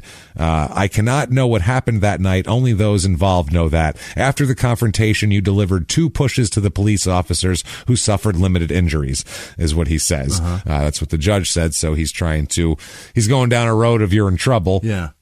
So Nile, comma, S. Right. Fucking his lawyer. Oh, did I say comma? Yeah. Apostrophe. That's what happens when there's no sleep. Right. Move it up from the bottom. Right. And Sky comma. One of those just up there.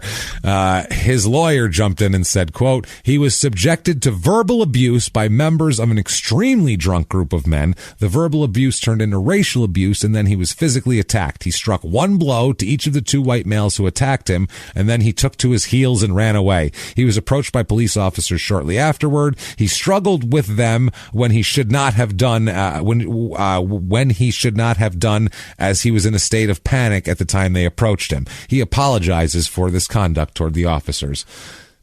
Wow. He 1 punch knocked out 2 dudes and broke a jaw? The one guy he knocked out, and the other guy he didn't knock him out and break his jaw. He just hit him. He just hit him and then ran. The guy probably stopped talking at that point. I want this video. I would love to see. That is incredible. There's all sorts of videos of him doing crazy shit out there. That is incredible. Yeah, I think you can find this out there somewhere. That's a good one. So he's convicted, though, of assaulting the police officers, and he's given a conditional discharge. So it was pushing the police officers who went to question him, but he's cleared of 2 counts of actual bodily harm there. So he's given a 12-month conditional discharge, so I guess that's like a probation sort of thing, and told he has to pay £750 to each police officer. That's nice. For injuries or whatever. Sorry about those scratches. Yeah, sorry about that. Fuck those dudes with broken jaws. Yeah. Fuck them all. Fuck them all, man. Fuck them all. Don't you push my cops. So November 2012, he has to go to court for the broken door.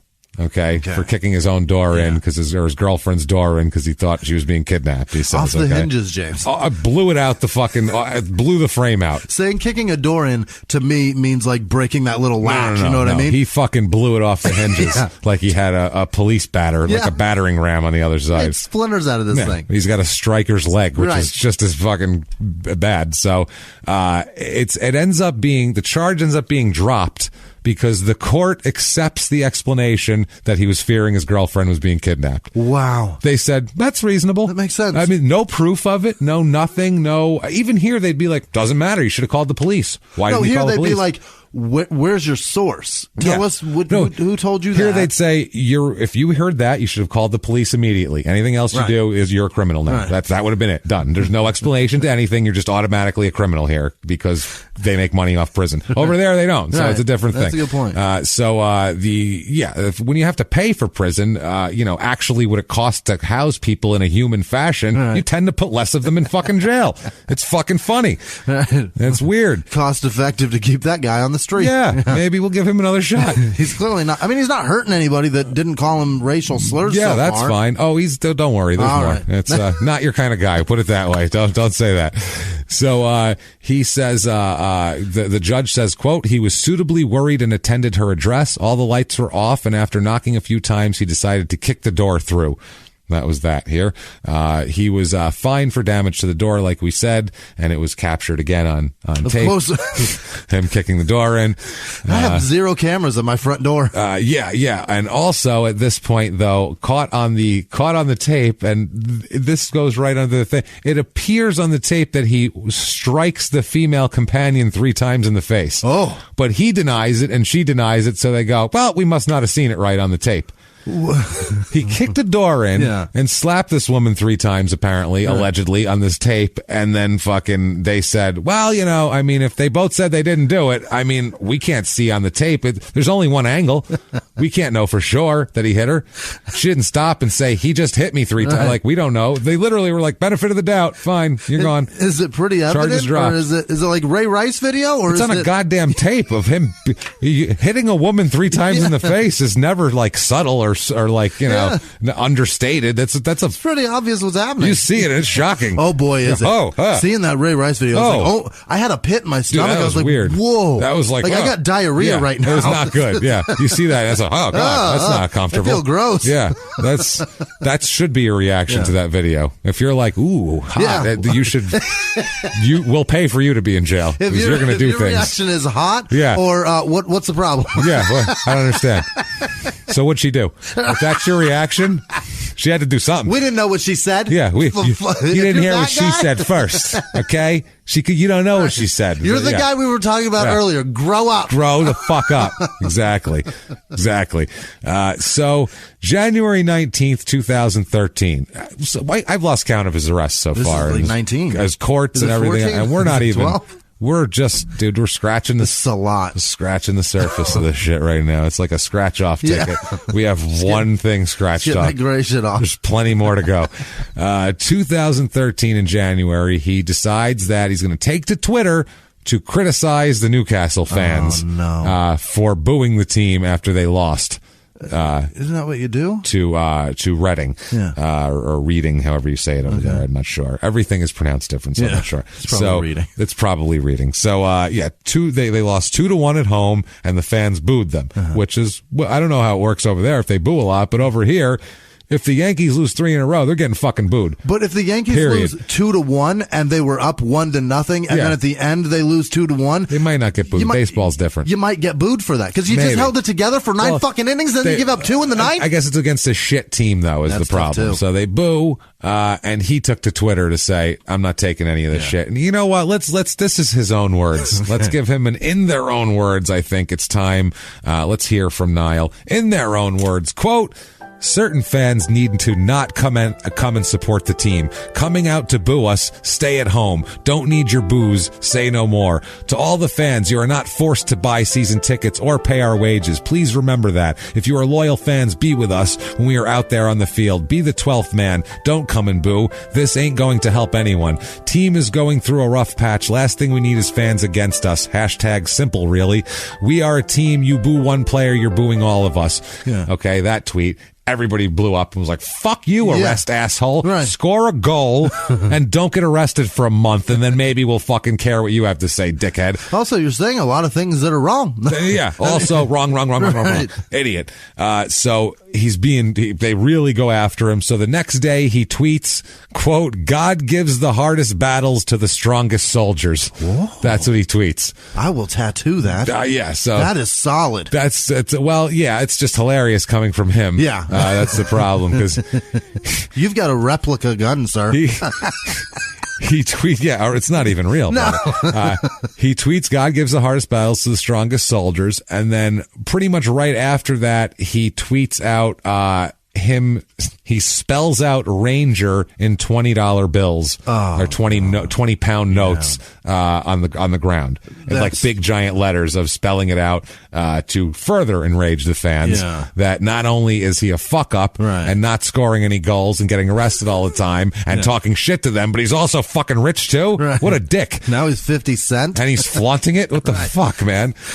So the people are not happy about that. No. They think he's a total asshole for that. Obviously, that's January 19th of 2000. That this all started. The tweet about criticizing the booing people starts on January 20th of that year. So January 25th, he's arrested on suspicion of rape. That's an escalation. That's not that. Well, punch an asshole, a drunken dick at a nightclub. Everybody's an adult. Then you get into rape, and you're like, you think that you're better than everybody. Chill the fuck out here. Let's see what excuse excuse they accept about this one? Over there. And it's on closed circuit TV. And I'm sure it is, like everything else. Yeah. So everybody's in their houses now. Half the homes are closed circuit TV in case of an incident. So January 25th, 2013, he's arrested in a Newcastle hotel room on suspicion of rape. Police spokeswoman said on Thursday, January 24th, a woman reported to police she had been raped overnight at a hotel in Jesmond. A 21-year-old man has been arrested on suspicion of rape, which is him. He's arrested that night. We'll talk more about that later and give you more of the details because as they come out. Yeah. So that's January 25th. He didn't tweet something like Jesmond, more like Jisman. More like Jisman. What, motherfucker? Spelling it out in fucking 20s. Bitch. Then posing with a bazooka. Right. And then driving, even though he's not allowed to. So, March 1st, 2013, he leaves Newcastle by what they call mutual consent. Yeah.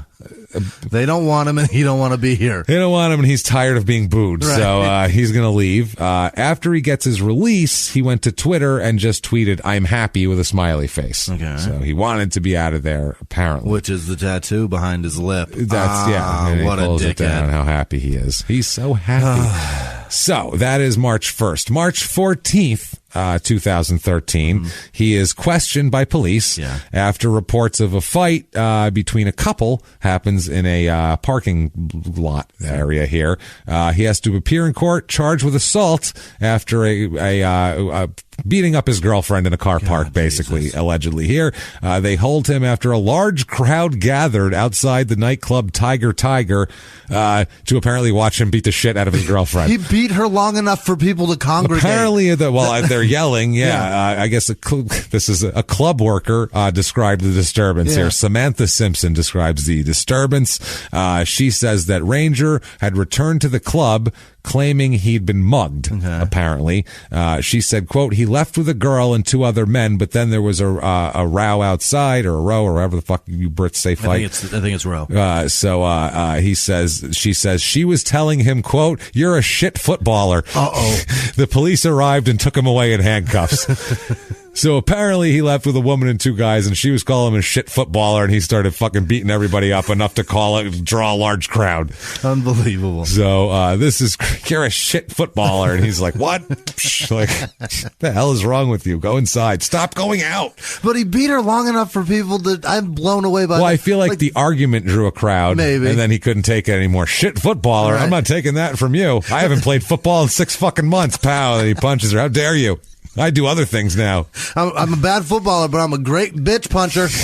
You should see me build a birdhouse. I'm the fucking best. You have no idea. I got hobbies.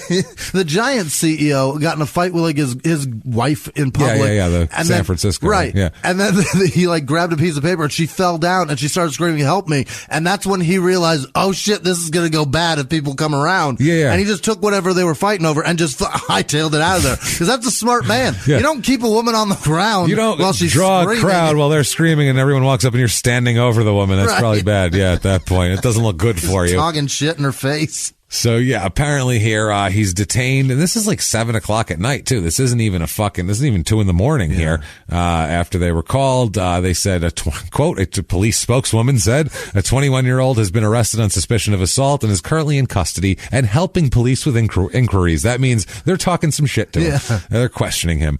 So April of 2013, the next month, he is given a 1-year community order sentence for pulling his girlfriend's hair during the during that fight. So I guess it's a community service. Yeah, he was yanking her around by the hair and not being a good dude out there at all. Now, police heard the incident took place after his girlfriend, who was the one he kicked the door in on. Same girl, didn't answer her phone when she was out organizing an event with a male work colleague. So that explains he went outside with her and the 2 work colleagues, and he got pissed off and was like, "What, motherfucker, are you talking to my girlfriend?" And then grabbing her by the fucking hair and acting like a psychopath. Like you can't do. He was heard on the phone while he was arriving at the club. He was heard on the phone saying, quote, "I'm going to grab her." So he was saying, "I'm going to yank her the fuck out of here." Yeah. That's what he was trying to do, was get her. Dragging her by her hair. Yeah, like I don't understand. That's not a good approach. No. It's a bad approach. Don't drag anyone by their fucking hair. Not good. And if that's that's where you're at in your relationship, walk away. That's not going to go well.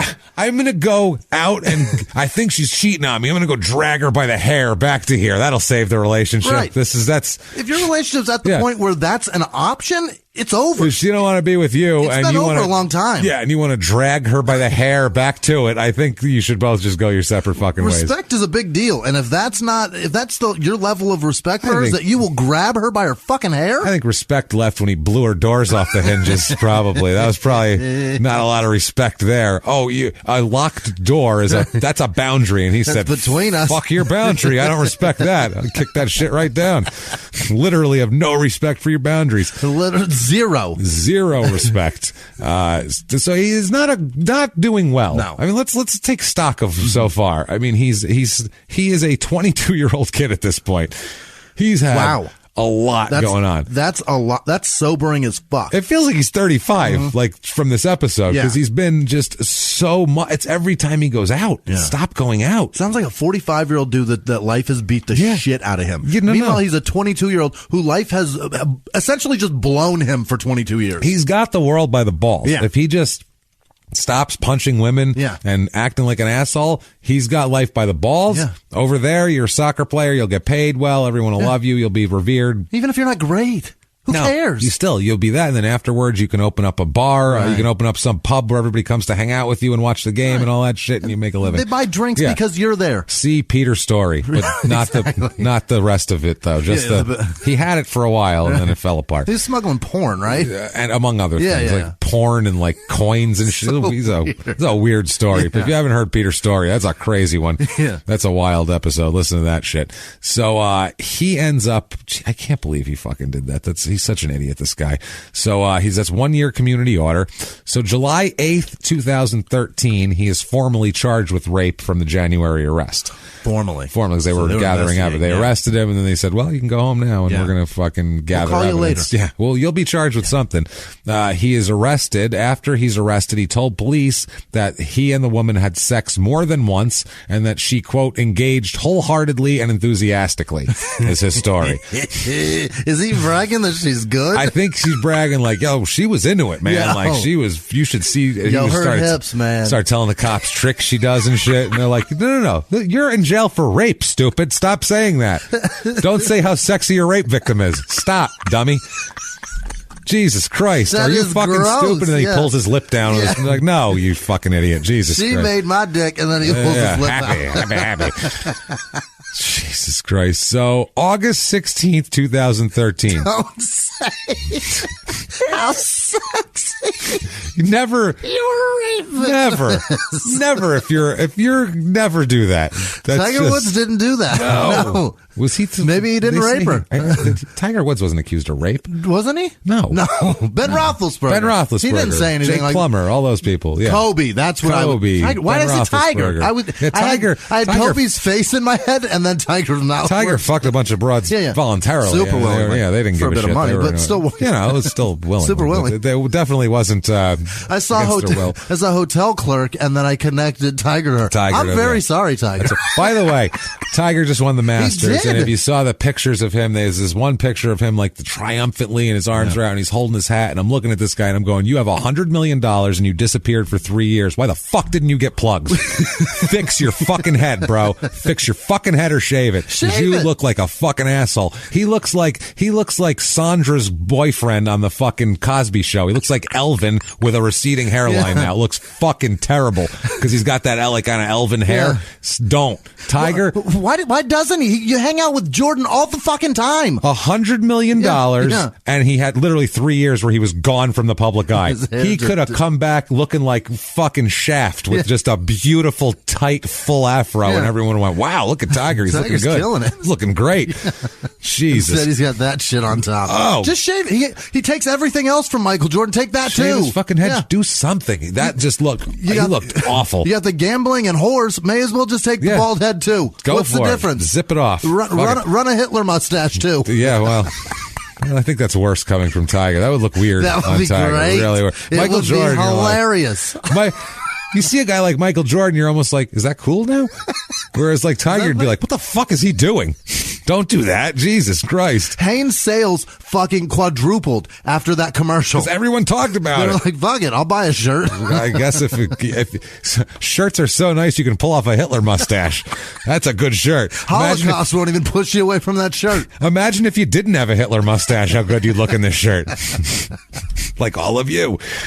So, Jesus Christ. So, yeah, he fights his girlfriend. He does all of this shit. So, he's formally charged with rape July 8th, 2013. Like I said, wholeheartedly, enthusiastically is his claim. So, that is a month and a week later, August 16th, 2016, he signs a 1-year deal with a team. He is literally in the middle of a rape fucking trial. Bragging about how hot she is. Bragging about how hot she is, how into it she is. Right. He just got charged formally with rape. He hasn't even done the trial yet, and they're like, we can get him cheap. Dude, what the fuck? Like, at least here, like, we're all scumbags, but at least in the States, they'd be like, we're gonna wait till the rape trial clears up first before we fucking sign this guy, I think, probably. You know? Maybe he won't play. Yeah, like Jameis Winston, that was like a huge deal, like, and it didn't go to trial, and so it was, but like, he has just been charged, like, formally, and they're like, we should sign it. He's signed by Swindon Town of League One. It's a 1-year deal with an option for a second. Swindon Town is the Robins. Oh, okay. Very threatening. Yeah.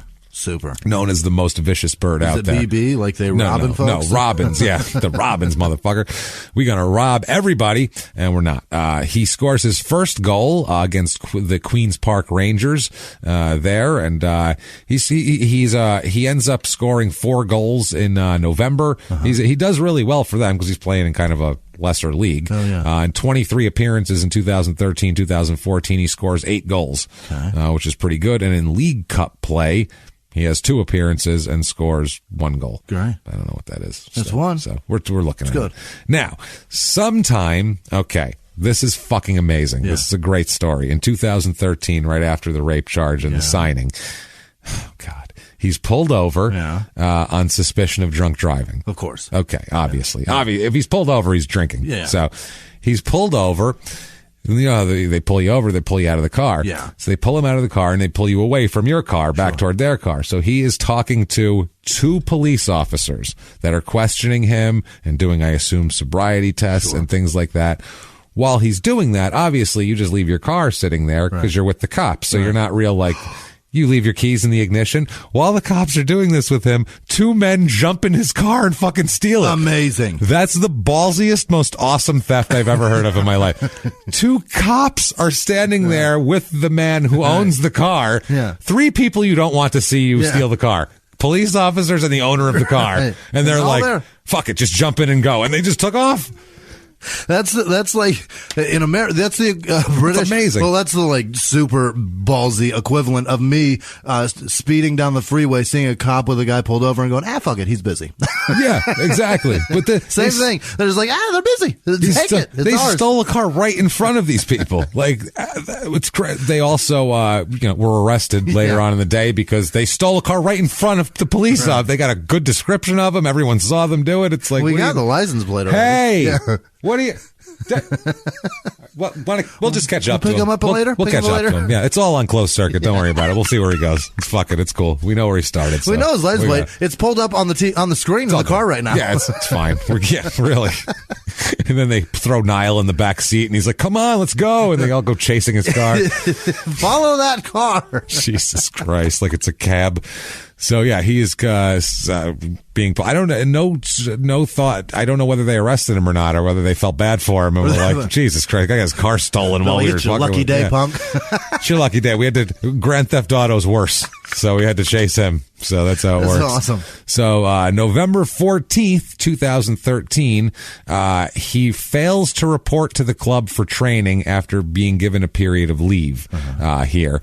He plays 1 more game before again failing to turn up for the club here. So the manager, Mark Cooper, said that he would not appear with the club anymore, Nile, until he, quote, showed some respect for the team. Not women. The team. The team. All men. Yeah. But fuck that. On the outside, smack everybody who's within arm's reach of you. Do your thing, bro. Do your thing, man. Hey, whatever keeps you loose on the field. That's what we're looking for. My hair's pretty silver. So he said at this point, the manager said that he would offload Ranger if he failed to train because of his disciplinary record. He's like, he's a fuck up, and then he doesn't show up too? What do we have this guy for? So December 25th, 2013. I think he's going to get it together. It's Christmas Day. It's a good day to turn it around. I feel like this is the day where he goes, you know what, man? I'm 22 years old. Yeah. Like, I'm throwing my career down the fucking toilet. Right. Like, I got to get it together. It's Christmas. Yeah. I'm going to gather with my family. I'm going to make a U-turn today. I'm going to make it, I'm going to turn the whole thing around, but not in my car because I'm not allowed to drive. On the street. I'm going to tell the Uber driver to take a U-turn. I'm going to take a U-turn on my mountain bike. Right. Instead, December 25th, 2013, he crashes his Land Rover into a tree. What? Well, being drunk, of course. He claims, though, this is the best. Crashes into a tree. He claims he was swerving to avoid a fox. Oh. So, which is a common problem. I would Jimmie, crush it. How many times have you crashed your car avoiding fox? It happens all the time, right? Yeah. I know there's more foxes in there should be. But you're swerving to avoid a fox? Nope. I will destroy it. Not to go into a tree. No. If it's tree or fox, that fox is, I'll go, sorry, pal. Sorry, little buddy, as I'm going over him. I'll feel bad about it. Don't get me wrong. Sorry, little buddy, as I push the gas pedal down. Sorry, little buddy, but I'm not wrapping my fucking car around a tree. Sorry about that. No, if it's him or me, you're going down, fucker.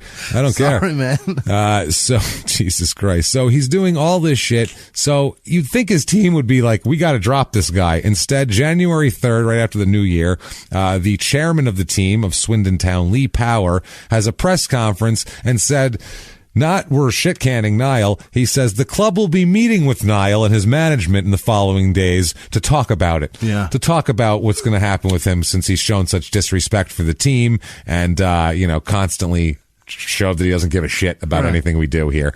Now, he says, Power, the guy who's in charge, said, quote, that's a great name for a guy in charge. Shit, yeah. Power.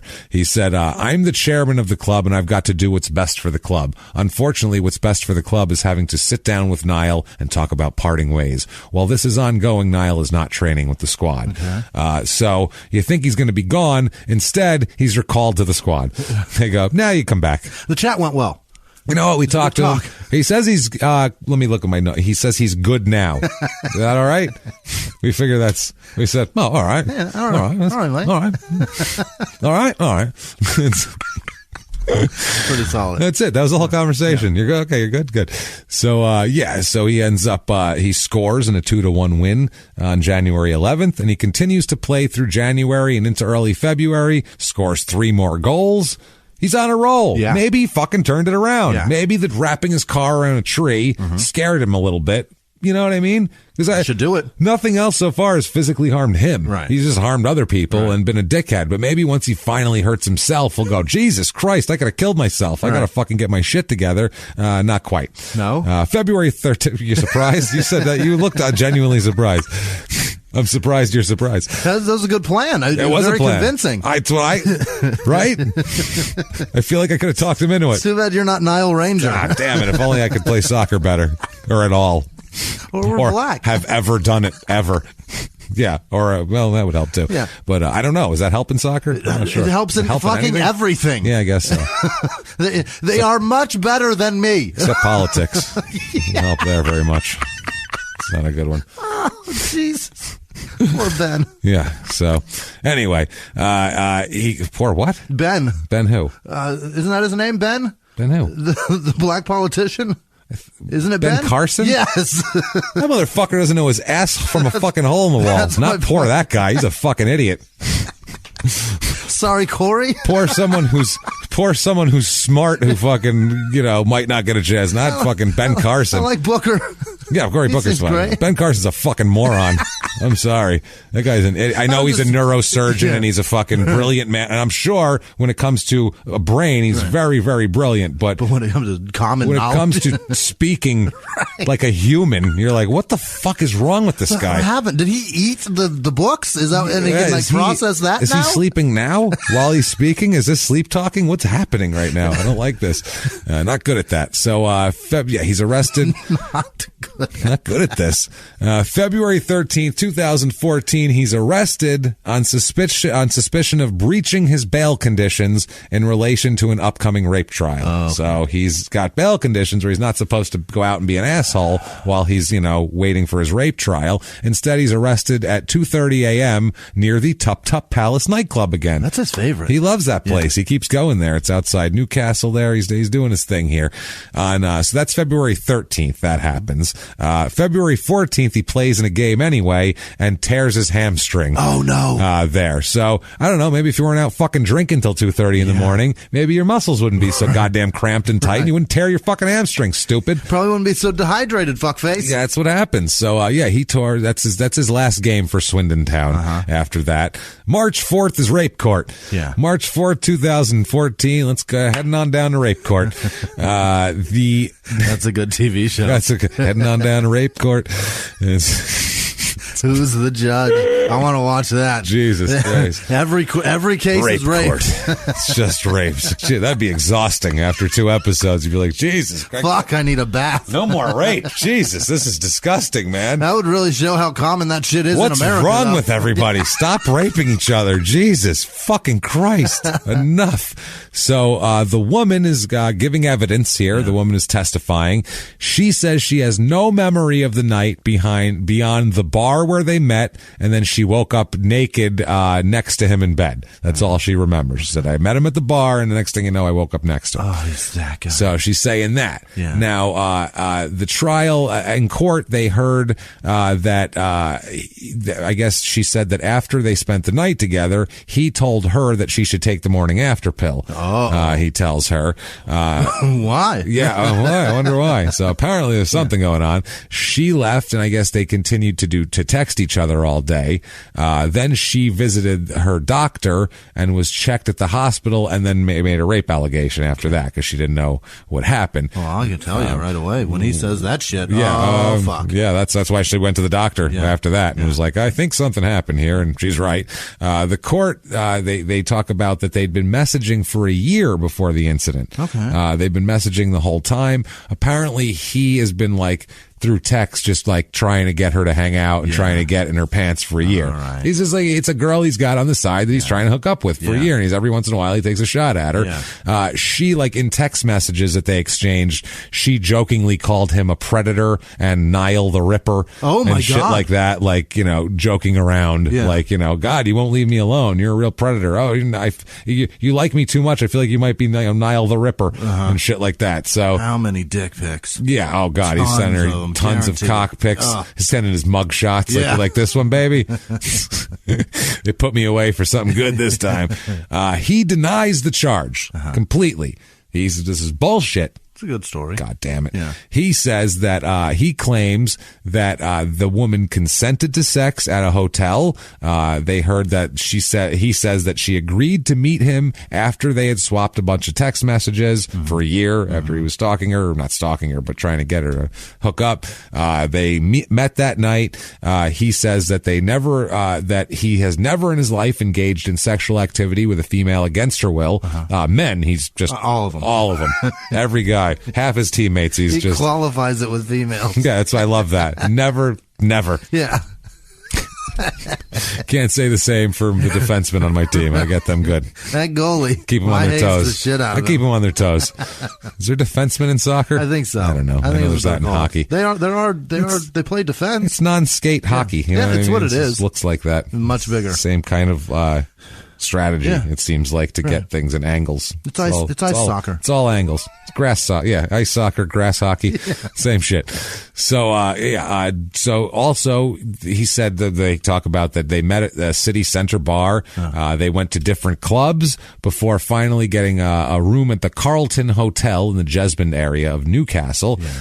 So that's basically the trial. She shows up and she says, I don't know what happened. We exchanged texts for a long time.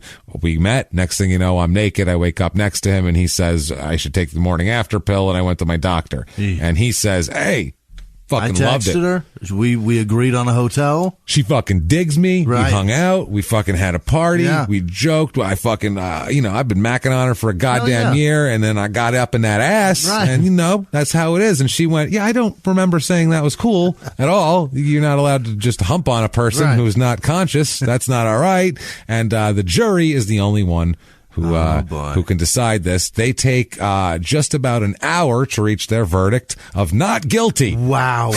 Just not guilty. Okay. How is that a not guilty? I don't understand. In America, that dude's going to jail. Yeah, for sure. Or something. He's at least pleading to a lesser something. There's going to be some blood tests to find out what else is in her body. At least something. Right. So, so they find him not guilty. Okay. He's super psyched. They said he banged on the glass door saying thank God for that afterwards. Oh, Jesus.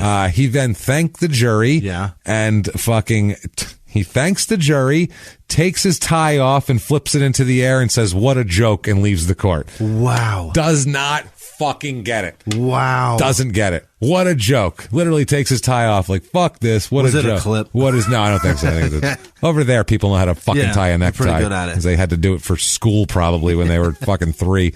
So, but that's how much he took. 50-year-old men who don't know how to tie a necktie in America. It's insane. Oh, God, Jesus. Half the population has to look at a YouTube video. I have tons of friends that are like, I'm going to a wedding. Can you show me? I'm like, are you shitting me? Yeah. What are you doing? Grow up. You do a half Windsor. Yeah. That's the easiest. Yeah. Learn it once. And so you never easy. have to do it again. Flip over, flip, and over. It looks done. fine. It's fine. It's done. Everybody's happy. Right. So anyway, him, though, flips it off, says, what a joke, which is the last thing you want him to say in this situation. He does not understand the seriousness of this.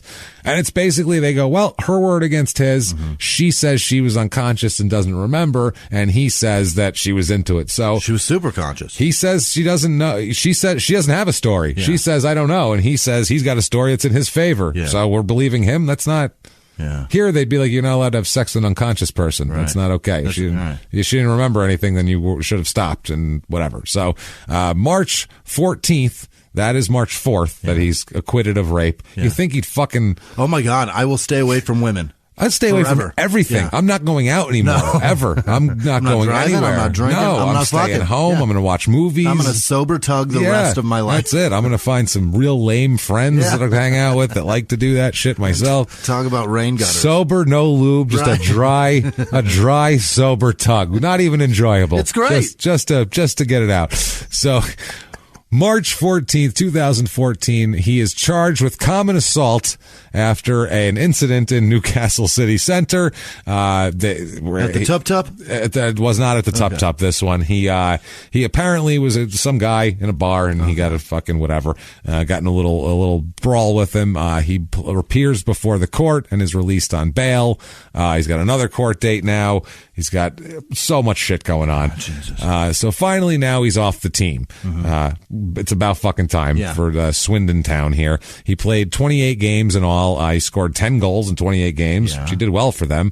But tons of disciplinary problems. Not only all these arrests on the team, he's got disciplinary problems too. He shows up fucking late all the time. He doesn't do his job. He's just not a dependable adult. He's unreliable. Yeah, it's weird. He's just not an adult. He's just he acts like he did since he was 15. He's never changed. He's never grown up one bit here. He's had no reason to. No, he really hasn't. Even the penalties have been so fucking lenient. Yeah, even with the woman with the rape. Right. What a joke. That's what he thinks of it. I do anything I want. What the fuck, man? It's interesting.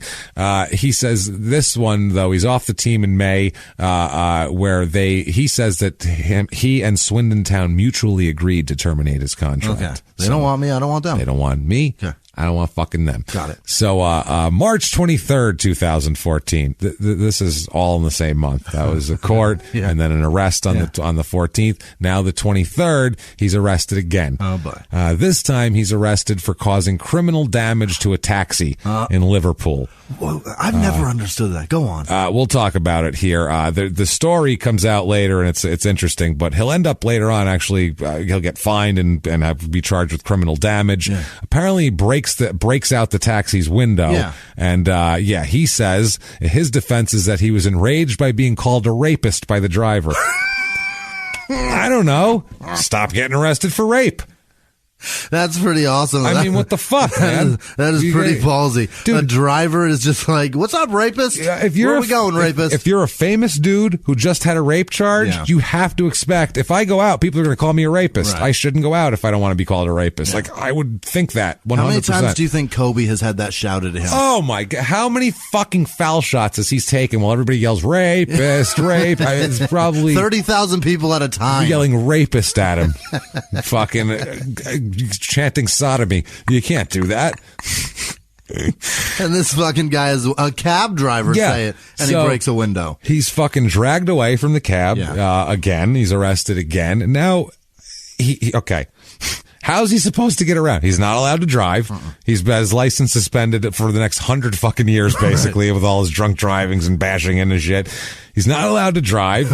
And now he can't even get a cab ride because the guy calls him a rapist, so he has to kick the cab windows out.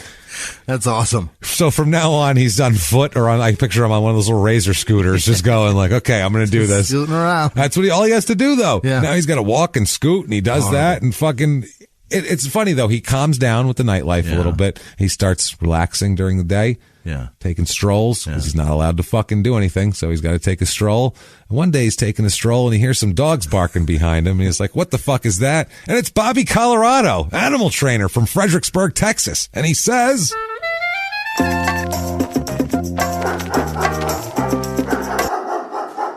How is it you come to arrive here? What the fuck is wrong with you? Nah, I'm serious, dog. Calm down, dogs. It's all right. No, they don't like rapists. See, that's all right. Oh, you're going to attack me? I got no windows to kick out, and my dogs will probably bite you, so go fuck yourself. But you're going to have to listen to me talk. See, that's why I bring my dogs with me. Because, jerk-offs like you might take a shot at me. I'm a little older than 33. I'll end up with a broken jaw on the fucking ground. Let me tell you something. You know what you need? You need to stop going out. Stop being a fucking jerk off and drinking and driving into fucking trees. You don't drive into trees. You see a fox, run that son of a bitch. Not a dog, run it over. Who cares? If it's a dog, swerve out of the way. It's related, but not enough. It's not enough. Not close enough. And they're not good pets. I'll tell you that right now. You need a fucking dog. Can I interest you in a nice dog? Now, I feel like it's expensive. I train well. But that money, the investment, will keep so many lawyer fees in your pocket. Just you hang out with this dog, you're not going to get arrested. But I got to go. The dogs are pulling me away. I'm sorry. And poof, in a cloud of dog shit and marinara sauce, Bobby Colorado's gone. And this is a confused man because this is England. And he's like, where the fuck what the fuck was that? That was really weird. Where's that guy from? He's very confused by that. But now he has to contemplate risk versus reward of buying a dog. Now he's thinking about it, though. That's the thing. He's like, the math of it. He's like, maybe I would like a dog. Because he is a little kid, too. Right. Maybe I would like a dog. Dogs are cool. Maybe I could take that in the car with me. Him and the dog being arrested at the same time. Now, April 28th, 2014. This is the next month after the last arrest. This is all captured here on closed circuit television, fantastic. Of course. He's charged with criminal damage again after an incident in Swindon here on April 13th. He's finally charged on the 28th. He's arrested by police who are investigating an assault on a woman and criminal damage to flats in Swindon. Okay. Basically, the building's management gave the closed circuit tape showing, quote, showing a man punching a female and kicking and smashing a door and lift. And it's Nile, obviously. That's an elevator, right? Yeah, a lift is an elevator. So he's just fucking kicking doors and elevators and women and punching women. Just anything that he can reach. I feel like that's all it is. I can reach that. Pow, I'm kicking it. I can reach her. Boom, I'm punching it. How angry is he? He's an angry motherfucker. Why is he so when he's fucking drunk. Angry? Yeah, it's like the Jay-Z thing. Yeah. I mean, why are you so mad? Why are you so mad, Why are you bro? so mad? You had 5 albums. Right. 5 albums. I still live with my mom's. Everybody to die shit. That was all right. That was all right. My shit is more John Blaze than that. So it was Biggie. It wasn't fucking Jay-Z. My shit is way more. My shit is way more John Blaze than that shit. Way more is the funniest part of that. My shit is way more John Blaze. Because he starts saying, my shit is way more John Blaze than that shit. It's all right. It's all right. It's all right. I am not. I can't understand the level of everything just given to him. And not just products and things, freedom. The amount of freedom just given to him. As a child, as everything. a teen, he's had every opportunity to live a glorious life. And he is so mad. Mm-hmm. Why are you so mad, bro? Fucking angry. What are you so fucking mad about? Where is Richard Sherman to bark that at him? Yeah. You mad, bro? You mad? Is it just the alcohol that turns us on? I don't know. Is it like the instant asshole fucking alcohol thing with him? Like, he's allergic to alcohol. That's what it is. He can't drink. Like, they need to put one of those fucking bracelets on him that don't let him drink. Like a life alert. If he's drinking, get him But help. They gave Tracy Morgan on 30 Rock that time. Where he wasn't allowed to go to Ludachristmas because he had to fucking, you know what I'm talking about. He's got a problem. That's what this obviously. Is. He's got a natural chemical imbalance that does not function well when you add alcohol to it. Yeah. It's got to be. Because you add alcohol, it makes him rape and punch. He's nuts. He's fucking nuts, It changes everything. Yeah. This happened at Gordon Gardens at about 4 a.m., obviously. He ended up turning himself into police and he was arrested later on. Basically, they said that the woman seen in the footage has been identified and they spoke to her. The club has asked him to attend a disciplinary hearing. We're going to talk to you about it again because we're not sure if you're a dick or not. You guys, the talks aren't going well. No, not at all. That's April 28th, 2014. May of 2014. Okay. He goes to court because this is fucking amazing. Okay.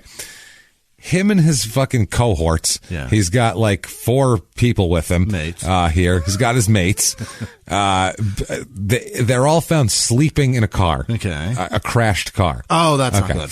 So there's a difference between sleeping in a car and sleeping in a crashed car. Yeah, they said they found a crashed car and there was a Mercedes on the side of the road. So a tow truck comes to tow it away. And when they got there, they couldn't wake Nile up. Oh, no. He's so fucked up they couldn't wake him up. Yeah. Okay. They said that they said that it hit the central reservation, I guess the median. Uh-huh. It hits the central median and then came to rest on the hard shoulder of the eastbound carriageway. On the other side. On the other side of the road over there. So the recovery driver, the tow truck driver, William Purnell, said Nile and his 3 friends, 2 men and a woman, were all asleep when he arrived. They crashed and were like, this is pretty comfortable. And just all 4, no one was awake enough to go, hey guys, we just fucking crashed. Anybody want to fix this or what the fuck, man? We're all just going to rest here for a while. Every one of them said, I'm in no shape to fix this. Me neither. You. How look at me. Trash do you have to be? And then Nile, I'm driving, you guys. Clearly I can't do it. Yeah. He tried to say he wasn't driving at first, too. He tried to say that he climbed up from the back seat because there was more leg room in the driver's seat. That's what he said. Better sleep up here. So no one was driving, is what he said. The car crashed. He was in the back seat, and then he climbed into the driver's seat for leg room. So that's why they crashed. Ghost driver. Of course they're going to crash. They're ghost riding the whip, man. Yeah, what the fuck, man? We can't do that shit. Not on the highway. In a parking lot, something, not on the high. They're doing 60 doing that shit. It's scary. Just a brick on the gas pedal. Everybody's sleepy. This car is so badass. It's fucking It'll great. Drive itself, Pretty I swear. much. Yeah, it's fine. Same result as the Ubers that drive themselves. So, the Purnell guy said, the tow truck driver said there was significant damage to the side of the car. Both wheels were punctured. So, they had, on that side, both the tires were blown out and the whole car was fucked up and all 4 people inside were sleeping. I tried to wake Mr. Ranger, but he was unresponsive to me shouting in his ear. Unbelievable. He seemed out of it. There was a strong smell of drink in the car. You think? Yeah. No, he's just real tired. That's all. Just super tired. At some point, though, when you are being roused in that state, there's a point where he probably realized what had happened, and he was like, fuck it, I'm not opening these eyes. Well, there's no way I'm opening them. The next month he goes to court for it, and he's dead to rights. Yeah. He's in the driver's seat of a crashed car sleeping. And it's his car. He's found not guilty of drinking and driving. Not guilty. How is that even possible? Not guilty. He's just not guilty, Jimmie. What evidence did they present? Jimmie, He said he didn't mean to do it, and they were like, we believe him. That seems reasonable, and they let him go. That's how it works there. Is this episode the not guiltiness of Nile Ranger? The not guiltiness of Nile Ranger. The acquittedness of Nile. It's going to be acquittedness, I think.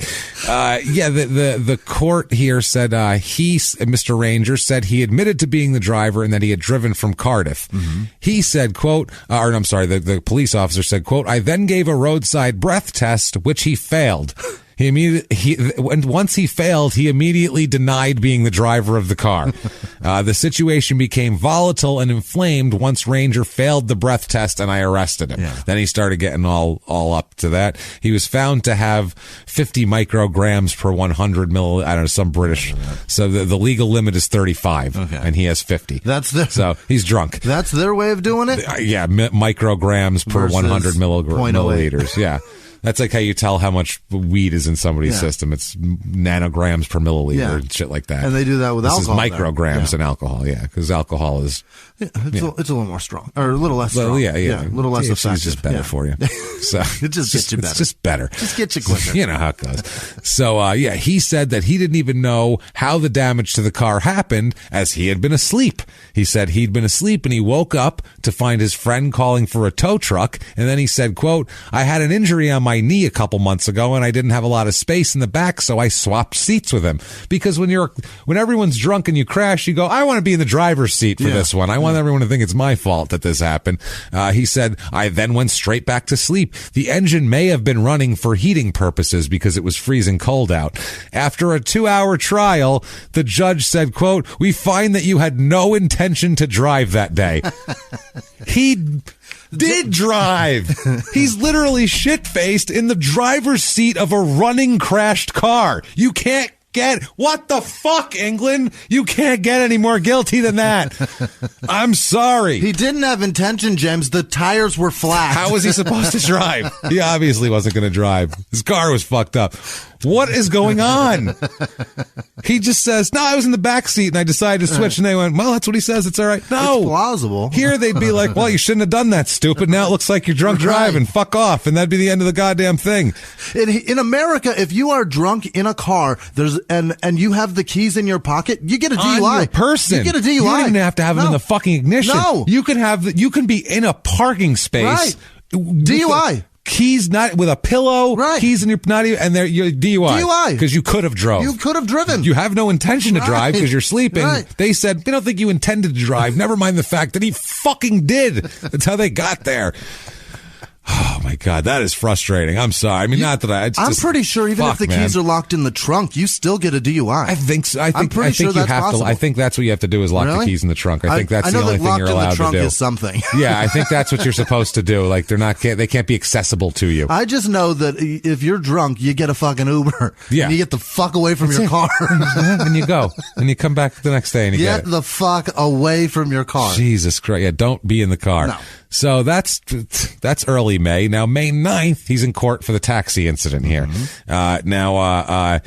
He apparently asked the driver, Michael Fox, to take him to a takeaway. I think it's takeout food, and wait outside while he got some food, and then drop him off at the Malmaison Hotel in William Jessup Way. Yeah. Now, the prosecutor said that Nile became aggressive after this Mr. Fox, the driver, refused to give him a ride because he didn't have to wait for he didn't want to have to wait for a passenger. Okay. He said, I don't want to have to go wait and go fucking wait. I can out getting other fares. So she said that apparently at this point, based on what the driver said, Niles started spitting toward him, and they didn't. This wasn't an official charge, but that's what started the whole thing. This guy was spitting at him. Grow up, mate. Yeah, grow up, mate. Spitting. That's not immature at all. So disrespectful. It's just bad shit. So the court then heard that Nile struck the window of the taxi, which didn't break, and he walked away. Yeah. So you'd think it's over. However, a minute later, he came back and smashed the back of the window. He kicked it didn't break. He's like, I'm going to get a rock. Smash the back window of the car. Something better. I need something better. That's a good window. I don't want to hurt myself. It's a solid window. Hey, solid window, mate. Solid window, mate. Wow.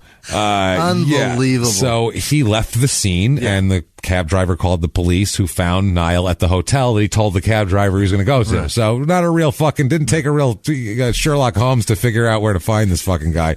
Carmen Sandiego clues to follow. Don't tell the guy you're committing a crime against where you're going afterwards. Right. Probably that's another rule. We've had many crime and sports rules, and never tell the cops how hot your rape victim is. Obviously, that's a big one. That's a biggie. That's a big one here. He called the police. They found him at the hotel. Now his defense attorney said that Nile claimed that he'd become angry because the cabbie told him he didn't want to take the fare because, quote, because he was a rapist. Yeah. Which is apparently... Oh, this is going to be common for him. So he ends up pleading guilty to criminal damage and to the value of $75 for a window. Yeah. He's fined $1,000 and ordered to pay the cab driver $230 these are all pounds. 230 pounds in compensation, plus 85 pounds in court costs and 100 pounds of a victim surcharge. That's an expensive window. It's an expensive window. In the end, he ended up paying, $1,500 for the window, but no jail time for going crazy and smashing out a fucking window of a taxi. How great is it that in England you can call somebody a rapist that was not convicted of rape and you don't get like plagiarism or what is that? No, it's libel. That's where they sue everyone for libel over there. Do they really? They sue newspapers over there for libel. But can you do that to like a single person there? I think so. Yeah, libel is a big deal there. Yeah. Like Tom Cruise sued the one thing for talking some shit about him gay. I don't know. Maybe I think that's honestly what it was. Something. But they sue newspapers over there all the time. People win all sorts of shit for libel laws. Yeah. Whereas here, it's like we can go. I don't know. I think. As long as you qualify it with allegedly, it's all fine. We don't know. So I don't know. There's no proof, whatever. So July of 2014, he's in court again. Soccer we haven't mentioned in a long time. It's been a while. It doesn't matter anymore. How does he have money? That's the thing. He's at court. This is court for kicking his way into the door and kicking the elevator. Not the first one. This is the hotel. Not the first one. This is another woman. This is the second one. Yeah. He says, representing him is his lawyer, Tom Roberts, the silver-haired middle-aged white man here, says that the damage was, quote, at the lower end of culpability. Which I don't even know what that fucking means.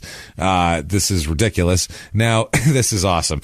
The defense attorney goes to the judge and he says, quote, Mr. Ranger is not in a position of the vast majority of defendants before this court. They largely enjoy the public gaze anonymity when they leave the courts. That privilege is not afforded to Mr. Ranger by the virtue of his celebrity. And the district court, I gotta get his name because it's great.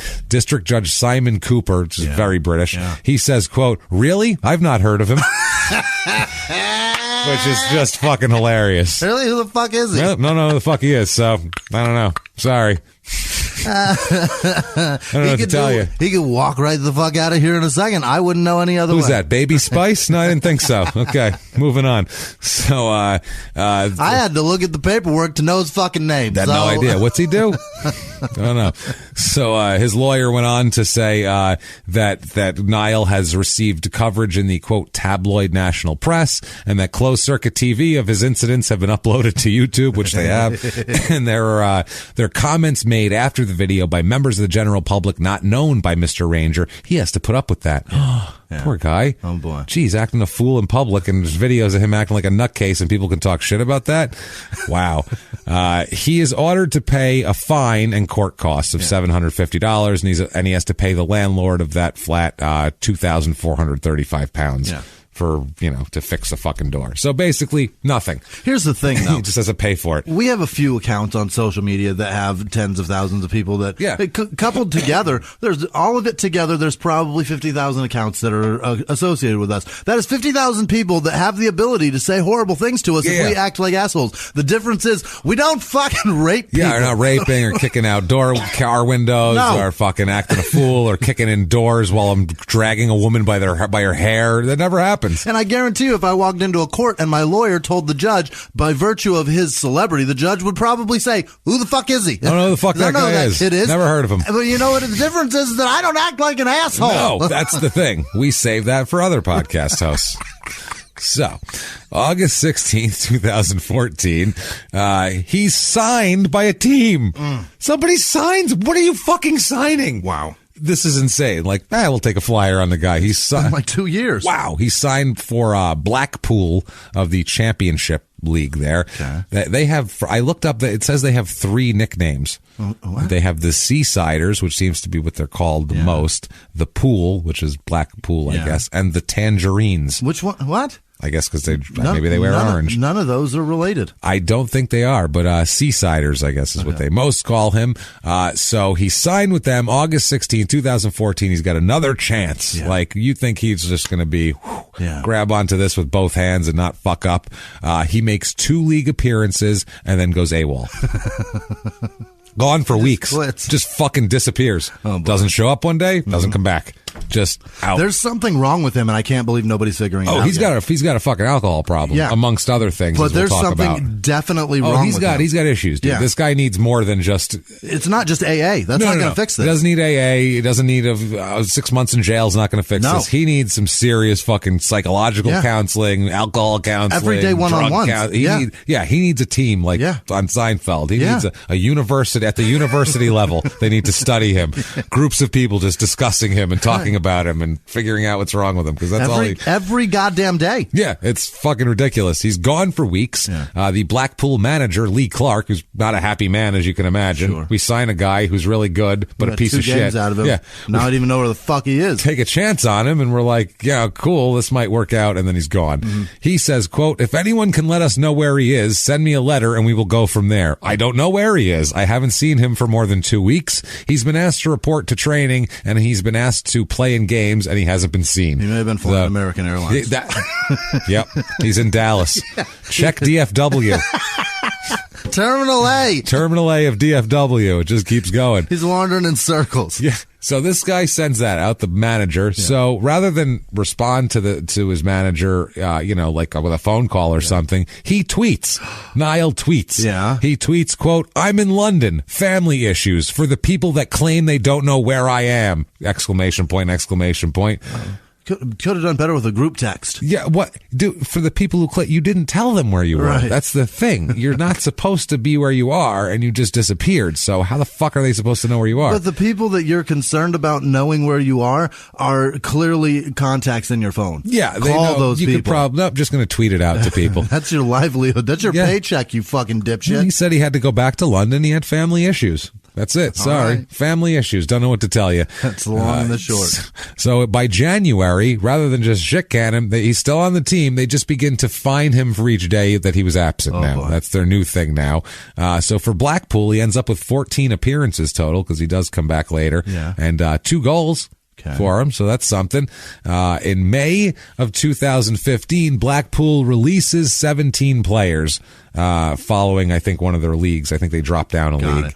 They release 17 players, but they extend Rangers. They hang on to him? They extend Nile's contract. How does Nile stick around? That's what he said. You know what he tweets after that? He retweets the thing of them picking him up, and he tweets capital letters, really?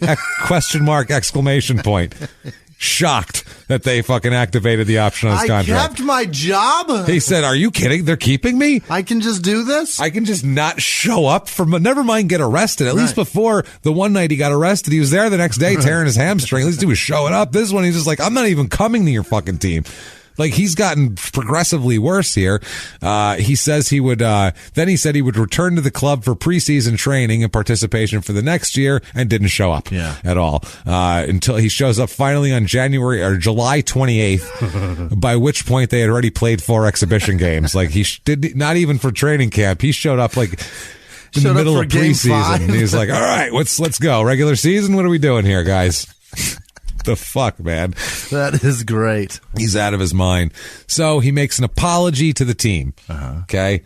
Written apology out loud to the team, not on Twitter or anything. Okay. He says, and I quote, I have seen 2 of my good friends pass away. Whilst overcoming this, it has made me realize that life is really short and I have been taking things for granted. I would like to use this opportunity to thank Southampton, Newcastle, Swindon, and Blackpool for giving me the chance to experience the dream of being a professional footballer.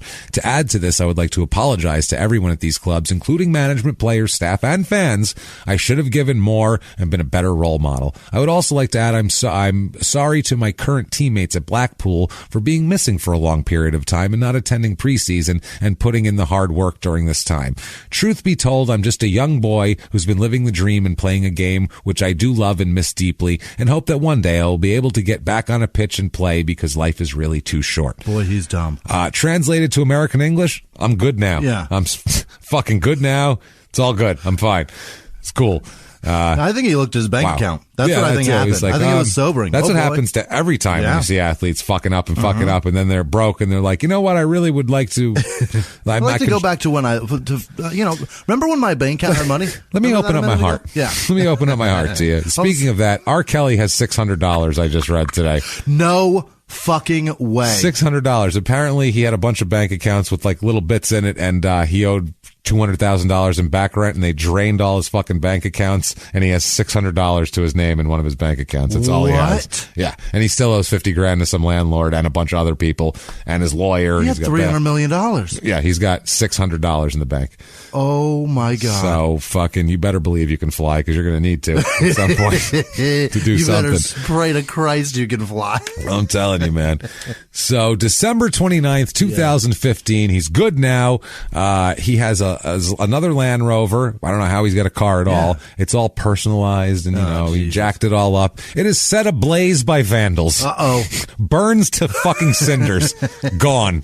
Just fucking big fireball out of there. Awesome.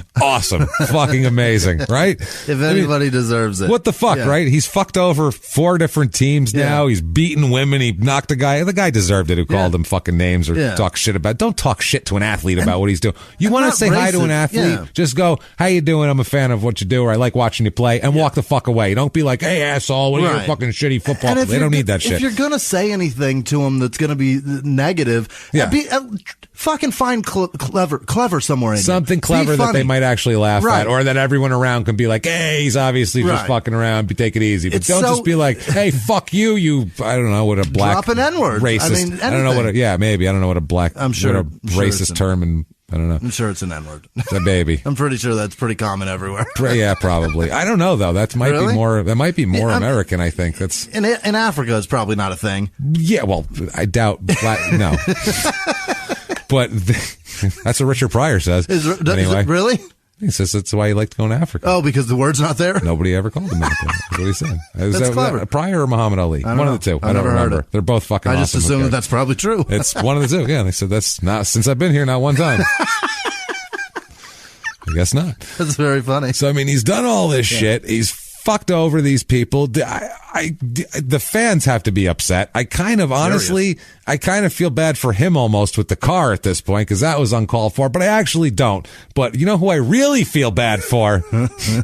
Not nearly as bad as I feel for, I couldn't find any other Nile Ranger. Yeah. But there's Niles. I found a man named David Nile who is a Ranger. Oh, no. Close enough. Close enough. Like a park ranger. Yeah. David Nile, Ranger. So I'm like, close enough for me. Not the hockey team. Nope.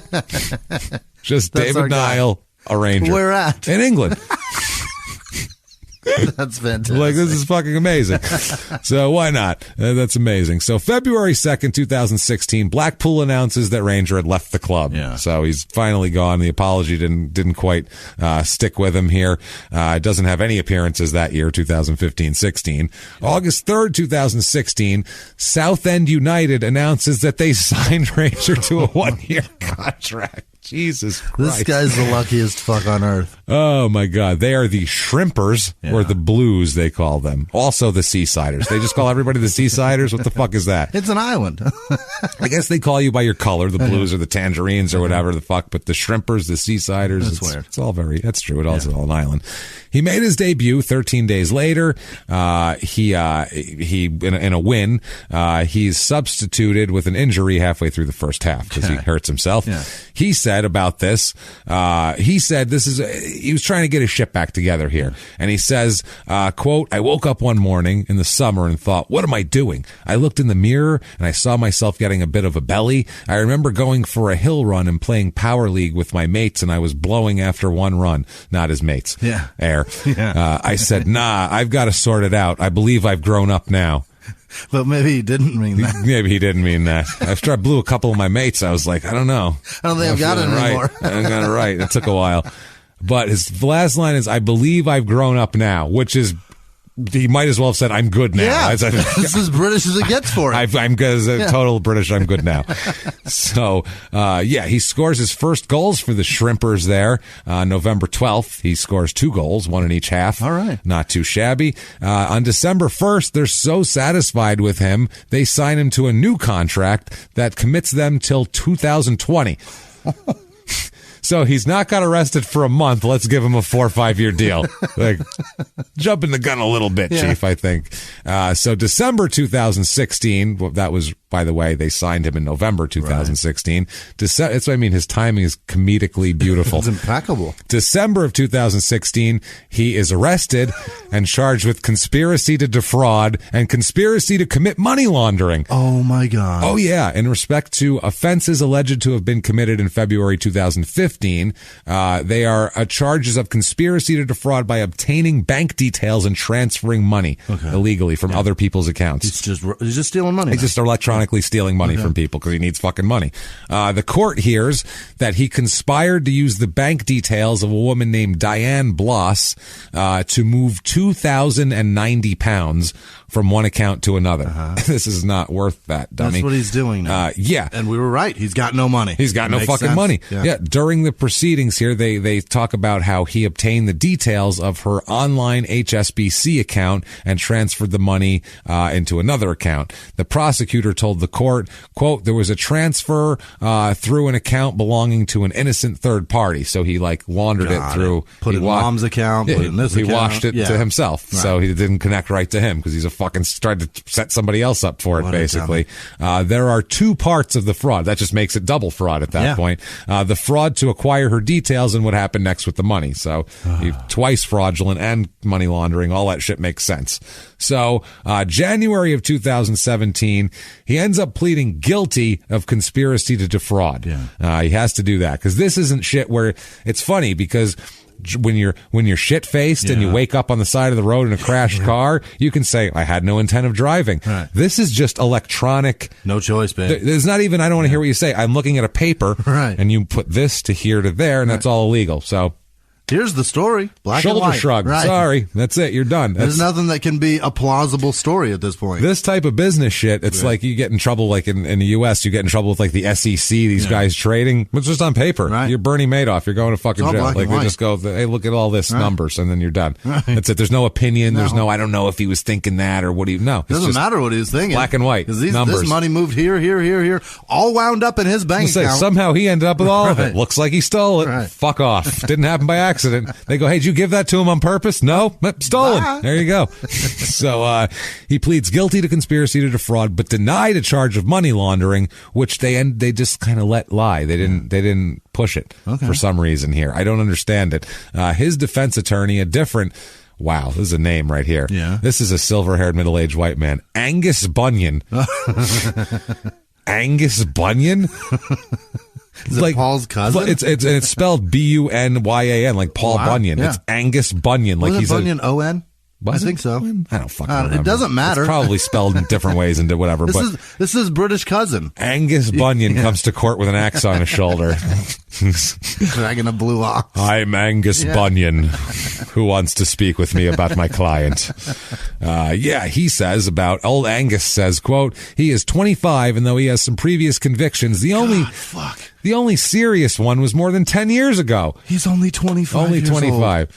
So he just brushed all that shit we just talked about. Yeah. He just said some previous convictions, but only one serious one, the armed robbery when he was 15. That's the one. That's what he said. Only serious one 10 years ago or more is what he said. So basically, he just whitewashed his entire last fucking 10 years of nothing but being arrested every other month. He's like, he's a good guy. Right. 10 years ago, he did one thing, but who cares? They're like, I don't think so here.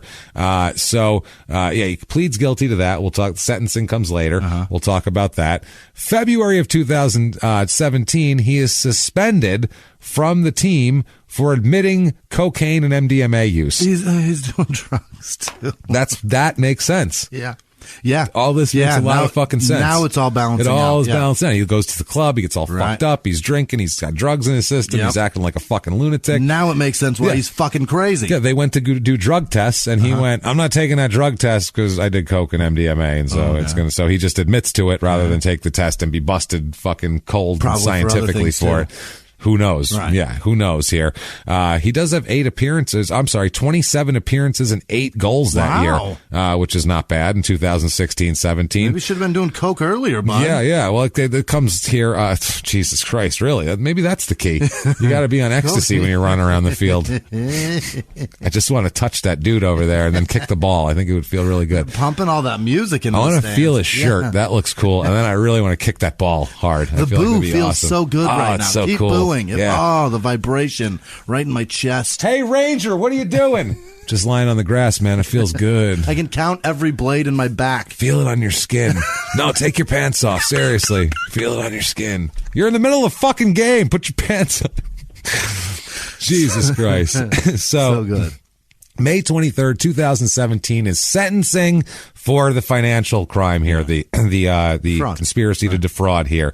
And finally, you, sir, may fuck off 8 months in prison. Oh my God. Which still isn't that much, but at least it's something. That's his biggest sentence. It is. This is his biggest. He's been arrested 300 times, and this is his biggest fucking sentence. Wow. 8 months. Also, a Shawnee Duncan, who's 19, was handed a prison sentence of 8 months for the same thing, and a Rhiann Morgan didn't get any prison time at all after the case against him was dropped due to lack of evidence. So Rhiann is a dude. Rhiann is a dude, and it's Reanne, like R-E-Ann. So. What about Shawnee? Is that a dude? That's a dude too. Everybody here's a dude. Brits have the pussiest names for dudes. That's not a tough name. That's not a man name. Hey, Rhiann. No. Come here, Shawnee. Yeah, it's a weird. A Shawnee. At least that's kind of ethnic. Rhiann is a that's like a girl's country singer name. That's terrible. Nobody wants that. It's Leanne with an R. Right. Rhiann has big fat hips and some thighs on her. Big platinum wall of hair on her and everything else. It's terrible. Fucking awful. She rests that 6 string right on her big thighs. She's currently fucking Blake Shelton. So I only know who he is because I see him on magazines all the time. Horrible. If you go to the grocery store. The worst. He seems like just an awful man. So many jeans that were already ripped when he bought them. Ugh. I hate him. What a douchebag. So he goes in jail. Yeah. He's actually in jail. While he's in jail, he posts a tribute to a dead player on Instagram. Yeah. You're not allowed to post anything you're not allowed to do anything like that while you're in jail. You're not allowed to that's have a good phones point. and post. How do you do that? It's, here's the quote. It is a criminal offense to bring a mobile phone into prison or transmit sounds or images from within a prison using a mobile phone. Yeah. These offenses carry a maximum penalty of 2 years in prison. Uh-oh. Not good, which is more than he did. He's only got 8 months. Yeah, you know what they do? Shoulder shrug, fuck it. It's just one time, James. Yeah, they let him out August 11th. Wow. 10 weeks he's in. 2.5 months. Of 8 months, he got 10 weeks. 2.5 months he does. God, he's so good at criming. He's amazing. He really is good at it. It's pretty impressive. He's released after 10 weeks of his sentence due to, quote, his consistently excellent custodial behavior. Except for that phone. Except for the phone. Yeah. And he will be remaining under curfew for the next 5 weeks. Mm-hmm. He's got an ankle bracelet and all that shit for, monitoring. Okay. Now, upon his release, his team, Southend, put out a statement, quote, Nile may regard himself as fortunate, but we will remain under an evening home curfew for the next 5 to 6 weeks. So in other words, he may think he's doing great, but he's not going to be able to play for a while. We're going to keep an eye on him with these cameras and monitors. It's all on closed circuit, so don't worry about it. He starts tweeting, is what he does. He says, quote, old boy done me dirty, with capital dirty. But I'm happy I'm out of that shithole and ready to go back to what I do best, with a picture of a soccer ball. Mm-hmm. Then, quote, by the way, I'll tell you his Twitter in a little while because it's funny. Thank God for all the support I had backing me, family, and Southend United, capital, Phil Brown, Ron Martin, and my agent and squad, capital. On that note, why has Instagram deactivated my account for saying RIP to to a fellow teammate when my PA was handling my account. How do you have a personal assistant? Yeah. Motherfucker, you don't have money and you're in jail and you haven't worked in forever. How the fuck do you have a personal assistant? In other words, the chick I let hold my fucking phone, who I'm fucking dragging by the hair currently, she put it out. She paid for it. Listen, she paid for posting that because I got solitaire for 7 minutes. No shit. Believe me, I told her what that was torture. I gave her the what for. Don't think I did. With the back of my hand. He fucking, he was on the phone probably with her, and he said, "Yo, tweet this shit from prison." And she was like, "Okay," or Instagram, and he said, "All right, sure." Team wants him to play. He has a bracelet on his ankle here. So the coach of the team or manager said it's a complicated situation. The lad is he's a lad still. Okay. The lad is under curfew from 7 p.m. to 7 a.m. where he's more or less under house arrest. The chairman has been working really hard, tirelessly in the background to get a hold of governors to help them understand that being a professional footballer is a different type of job. It's not a 9-to-5 job, and we're away at Shrewsbury for a 7:45 kickoff tonight. So we're still working on it. He's actually on the team bus. We're traveling now. I'm hopefully going to get some good news this morning that he's okay. If not, we'll have to go on without him. They're saying that the team is trying to convince the judge, you can't. That's put him on different hours because that's not the hours he works. We're not bankers. We work at night. For us. And they're like, at night is when we don't want him out. Right. That's the point. Because that's where his problems are. He's been arrested 50 times. 48 of them have been at night. Right. So it's an issue. We were looking at the numbers, and we were doing a little. They all start 10 p.m. to 4 a.m. Just going on an overview. If we chart the whole thing, we were looking at the numbers. To give the numbers a quick once over, and I got to tell you. They're plotting a chart. That's awesome. And what we found is that your hours are a fucking problem to this guy. It's not going to work. Sorry. Oh, man. So he's going to miss long-distance trips. So they're trying to get the shit removed. They say in a couple weeks' time, we've got Fleetwood away, and we're trying everything we possibly can, travel-wise, to get him back in time. It stinks, really. We're in League One. We've got a budget to follow, and Nile fits in that budget. He's a big player for us. We have this guy who won't stop getting arrested. Don't sign the guy who's... What the fuck? Who's on a rape charge when you sign him? You brought this upon yourselves, first of all. I would say. Secondly, don't blame the judge and the courts. Blame your fucking guy that you brought upon yourself. You signed him while he was in for, you had to know there was problems here. And what he did... Rather than going, he's got to serve his debt to society, and you know what? That is what it is. He's still human and is subject to the same laws that you and I are, and he's going to serve that. And we feel stupid because we took this responsibility on. We're take a hard line with him. We were doing the numbers. Looking at the numbers. To be honest here. We're going over his picture guy with a pencil. Yeah. Like one of those fucking accountant visors on. It's on us, you guys. It's on us. We did this. My bad. We're right. That's the most silver thing I've ever heard. It stinks, really. Yeah. We have him and we give him money and he's still not, we can't play. He's the 7 p.m. curfew. Like we said, he can't make evening kickoffs. September 22nd, the tag is removed finally, and he's included in the squad to play an away game at Fleetwood. He scored a goal in a 4-2 win. And how does he celebrate that goal? He takes his shoe off and uses it like a machine gun on the crowd, does one of those, which is not allowed to do. Yeah. I think it's silly. Who cares what they do? But you're not allowed to do any of that. In the NFL, they don't let you do any gun, any kind of... They don't even let you run your thumb across you can't run your thumb across the neck. Right. You can't make any gun gestures. No shit like that.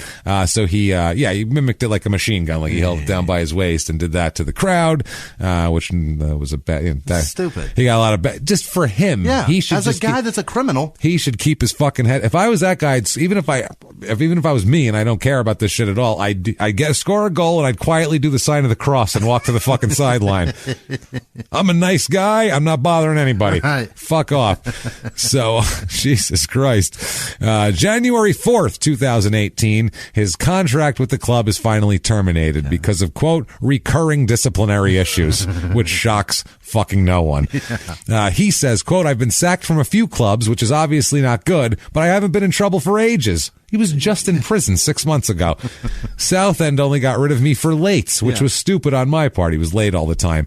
It's self-inflicted, but I do know what I have to do. I've got to be earliest to training. I've got to be earliest into training and leave latest. I am a grown-up, so I should know better than that. I've got to sort myself out for the fifth fucking time. Right. Again. You don't have to be the earliest and the latest. Just don't be late. But maybe do be the earliest and latest. Probably good. Yeah. But because you'd never done that before. You can just blend in and be there on time, and no one will fucking bother you. That's a good point. That's the other thing. So, for Southend United, he has 2017-2018 season, 13 appearances and 1 goal for them. 2018 in October, he's training with Oxford. Oxford is at the bottom of the 3rd tier. Yeah. So they're fucking... That's not good. They're buried. Yeah. They're awful. They welcome him to train with the team. Yeah. Although the Carl Robinson, the manager, said that the club are, quote, a million miles away from offering him a deal. He says, this is fucking awesome. He says, quote, everything he's done in life, I totally disagree with, which is great. I can at no stage protect him. I just believe in giving people a chance. He has never done anything great, but you know what? He can sure play ball. You know what? I really need a good soccer player, and that's what this is about. And have you seen my hair? Right. Silver's fuck. Understand this shit. So how do you do with the Oxford Dictionary? Well, Jesus Christ. He said, quote, he phoned me last week. He drove 2 hours to meet us in London last week before the Charlton game, and he almost begged for that opportunity. He gives me his word with the word the second something derogatory happens while he's training with me or something I don't agree with happens, then he'll be gone. It's not something I'm going to do right away. He's got to prove to me that he can be in on time. He's got to prove to me that he's fit and that he can fit into this team. He's got to prove to the fans that he's in a better place than he's been before. If he comes here, he'll have to have an impact on local kids as well. Yeah. If he comes, I'd want him going into local schools once a week, talking about the things he's done and the mistakes he's made and the reasons why he's done it and telling kids why it doesn't work, which he fucking should be doing because he's a kid who is a cut up. They'll listen to him maybe. He says, quote, we're a million miles away from anything and I'm a long way from being decided on what I want to do with the situation. I don't know, man. I don't know that I want my just looking at my kid. Yeah. I don't want a dude with face tattoos. Yeah, giving him life lessons. Yeah, but if you got like a rough group of kids that's fucking up and like they're 14 and they're getting arrested and all, and you bring him out there and you go, yo, I'm fucking my life up, man. You're not even as good at soccer as me, right. And I still am a fuck up. Imagine where you're going to be in 10 years. Right. Get your fucking head out of your ass, you know. At least I've got a job where it's I'm financially capable of making mistakes and bouncing back. If you get that plumbing job or you're a banker, you're out. You make a couple of mistakes, you're fucked. You're fucked, mister. You get a face tattoo on top of that, you're extra fucked. Done. So October of 2018, he speaks about how he's interested in opening an academy. He says as soon as he proves that he's learned from his mistakes, he said, quote, if I said I wanted to do a Nile Ranger Academy, I was looking at helping my cousin do this academy thing. I'm thinking, what kids are going to turn up? I have to sort my image first, and I have 2 seasons clean. Then I can start doing that. Saying if he doesn't fuck up for 2 years, you can start doing an academy where people will pay him to to teach their children soccer. What a plan. You haven't made 2 years without a mistake since you were 15. Yeah, just go to 2 years. He barely goes 2 months, this fucking guy. It was like 3 times in a month. He's crazy. November 27th, 2018, it is announced that he will not be joining Oxford United. They do not agree to terms on a deal. He's been without a club since January of the year. He was training, and doesn't work out. No. He says, quote, great club. Unfortunately, we didn't agree on terms. Yeah. And he's out there now looking for a team. No. So if you've got a soccer team and you need a striker, this is your fucking guy.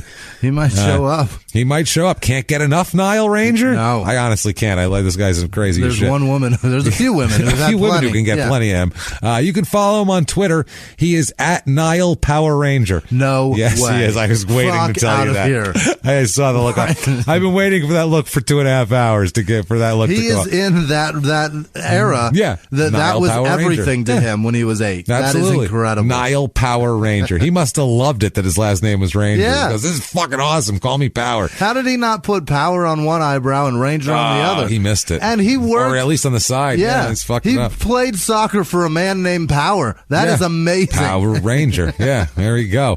His little Twitter, one sentence thing is just keep 100, which is awful. His location is everywhere.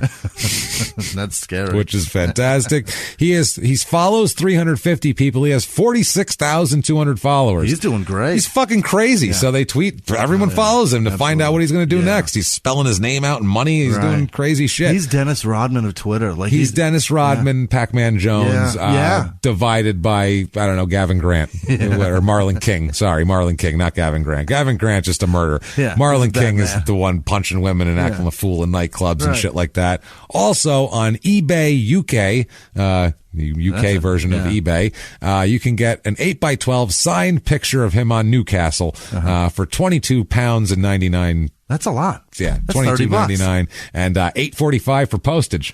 Wow. So not to the U.S. though. Suck on that. That's probably to England. Yeah, over here it's probably more. That is Nile Ranger. Oh boy, that is a fucking tale, boy. He's dangerous. He is dangerous, man. We're in a golden time of crime and sports right now. We've had some crazy shit stories lately. Like we're hitting a groove of these people right now, and it's awesome. This was fun. It's too much. It's too much, man. He's a mess. How does so much for white privilege, babe? That man is a black man, he has done more than I've ever done. I feel like in England, it's not a matter of race; it's soccer privilege. Yeah, it's literally soccer privilege. Yeah. It's just if you are good at soccer. Yeah, you are you can do anything you fucking want over there. It's insane. It's benefit of the doubt for everything. It feels like all of our sports are wrapped up into that one there. Yeah. So it's like everyone is a silver-haired middle-aged white man there. Whereas we keep fucking doing it. In this country, it seems like if you play professional sports, you're putting like an extra pressure. You fuck up, you are legit going to jail. Oh yeah, they're looking to fucking. They can't wait because you didn't have to fuck up. That's the point. Right. You have everything going for you. You're rich and you're fucking famous and. Everybody kisses your ass. Yeah. You don't have to commit crime. Right. That's the problem. Kiss your ass. Everybody wants to blow you constantly. Constantly, man. It's fucking crazy. So that is Nile Ranger. If you like that, I know what you can do. Please go on iTunes, Apple Podcasts, the purple icon, and give us 5 stars. It really helps drive us up the charts. It doesn't matter what you say. Tell us you're following instructions, following directions. We don't care. Right. Head over to shutupandgivememurder.com for all of your merchandising needs. Mm-hmm. Plenty of stuff there. Yeah. New stuff coming out all the time. Also, upcoming tour dates. Get your tickets for that. Do you want to tease them? No, not yet. Well, maybe no. You could drop a couple. Maybe throw a word like Tampa around. Yeah, look a little word like a Tampa, like a Pittsburgh. You throw in there. St. Louis, a Des Moines. You throw out there a Milwaukee. That's fucking bizarre, things James. Like that. Those are some cool words. There's some cool words, and there's a lot more than that. But those are some new ones that are being kicked around the schedule. Bandied about. They look like they're pretty close. So a couple others too. North Carolina. What about you, Orlando? Where you at, Orlando? What's up with that shit? So somebody get a Casey Anthony there. Yeah, Salt Lake City. I think. Hey, what about that? Do you want to go back to Denver? I want to go back to Denver. Yeah, they got legal weed. I'll be there every goddamn day. What are we doing? Denver again? Great. Let's go. Fucking 2-hour flight and legal weed. I'm there, babe. Let's do it. So we'll see you guys soon. So we'll see you soon. Yeah, follow us on social media at Crime and Sports on. You can follow that right from the website. That's Crime and Sports on Twitter, Instagram, or not Twitter and Facebook. Right. And on Instagram, it's at Small Town Murder. Right. Because it's more popular. Sorry. And they seem to be more lenient with words. They are there. Yes, it is. So please do all of that. If you want to be a gigantic fucking heroic person of ours, that we're really sorry we don't have the list of producers. But honestly, unless Jimmie brought it with him to Dallas and everything else, that's the only way we would have had it right now. We raced here from the airport to sit down immediately and record this. Awesome. I paid to get into the United Club today at the airport when I was stuck for 5 hours in Houston so I could finish this fucking episode and have Wi-Fi. So it cost me $60 to have Wi-Fi. How did you not sit there and laugh maniacally in the United Club about this shit? I was. That they didn't throw you out. I was like looking at a guy next to me like, can you believe this shit? He had no idea. I was like, never mind. Fuck. He just looked at me like, huh? I don't even think he was, I don't know what country he was from. He had like weird white glasses on. He wasn't from here. That's a Brit. I don't know. No, he's some sort of something else. Yeah, like Ghana, lower somewhere the Brits would make fun of, like a European country that they would make fun France. of. Yeah, no, he was like two wild and crazy guys kind of thing. Like, that's the vibe I got. That's the vibe I got off him. Eastern European. Okay, got a nice carpet of hair under there, and yeah. Me and my brother, we pick up women tonight. We go to discotheque and pick them up. Very good. So yeah, follow us on all the social media. Yeah, be one of our hero producers. You can do that right from the site, or head over to patreon.com/crimeandsports, or head over to PayPal and use our email address, which is crimeandsports@gmail.com, and you can make a one-time donation there. And God damn it, we appreciate it so much. Truly, thanks. And we'll tell you exactly how much we appreciate it on Thursday's Small Town Murder during that producer segment, because Jimmie will have time to retrieve his list by then and give you all the credit that you're due and owed, because it's something when you can insane. go into an airport and have everything go just awry and have zero plan of rebound for that issue, and then somehow being able to book three flights. Yeah, that's how I got to Nashville. Yeah, 3 extra flights. It's 3 flights from Dallas to Houston, or Dallas to Nashville, which isn't that far. Booked right now. Yeah, you don't. That is not a very affordable way. No, it's crazy of planning a trip. Yeah. And you guys came you truly saved me, and thank you so much. That show doesn't happen without. No, it really doesn't. So thank you guys. You saved our asses. You guys would have had Dan Cummins and James telling a story, which would have been a great thing. If Jimmie didn't show up, I was going to force Dan onto the stage because he was there, and I was just going to announce him and be like, bearded ass up here, fucker, move it. You got a beard too. Yeah. They won't know. They're clapping for you, Dan. That means you got to come up, asshole. Let's go. Some of them are so drunk they'll be like, Jimmie sounds way different. Jimmie's tall now.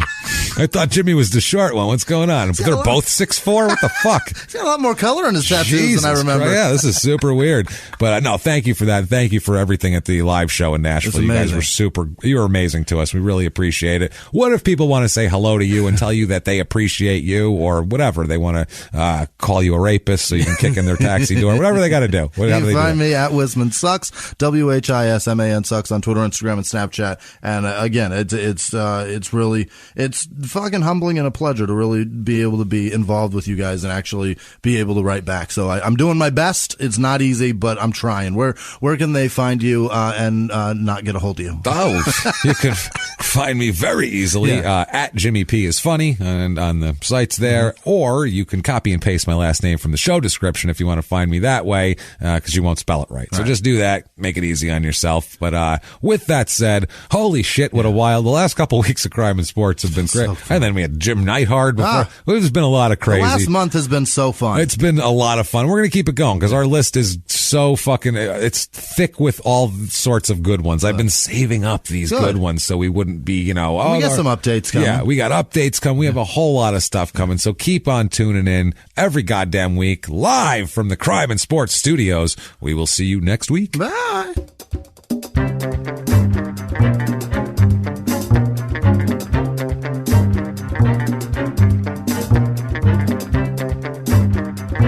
If you like Crime and Sports, you can listen early and ad-free now by joining Wondery Plus in the Wondery app or on Apple Podcasts. Prime members can listen early and ad-free on Amazon Music. Before you go, tell us about yourself by filling out a short survey at Wondery.com/survey. He was hip-hop's biggest mogul, the man who redefined fame, fortune, and the music industry.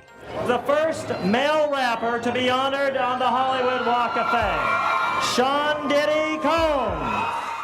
Diddy built an empire and lived a life most people only dream about. Everybody know ain't no party like a Diddy party, so. Yeah, that's what's up.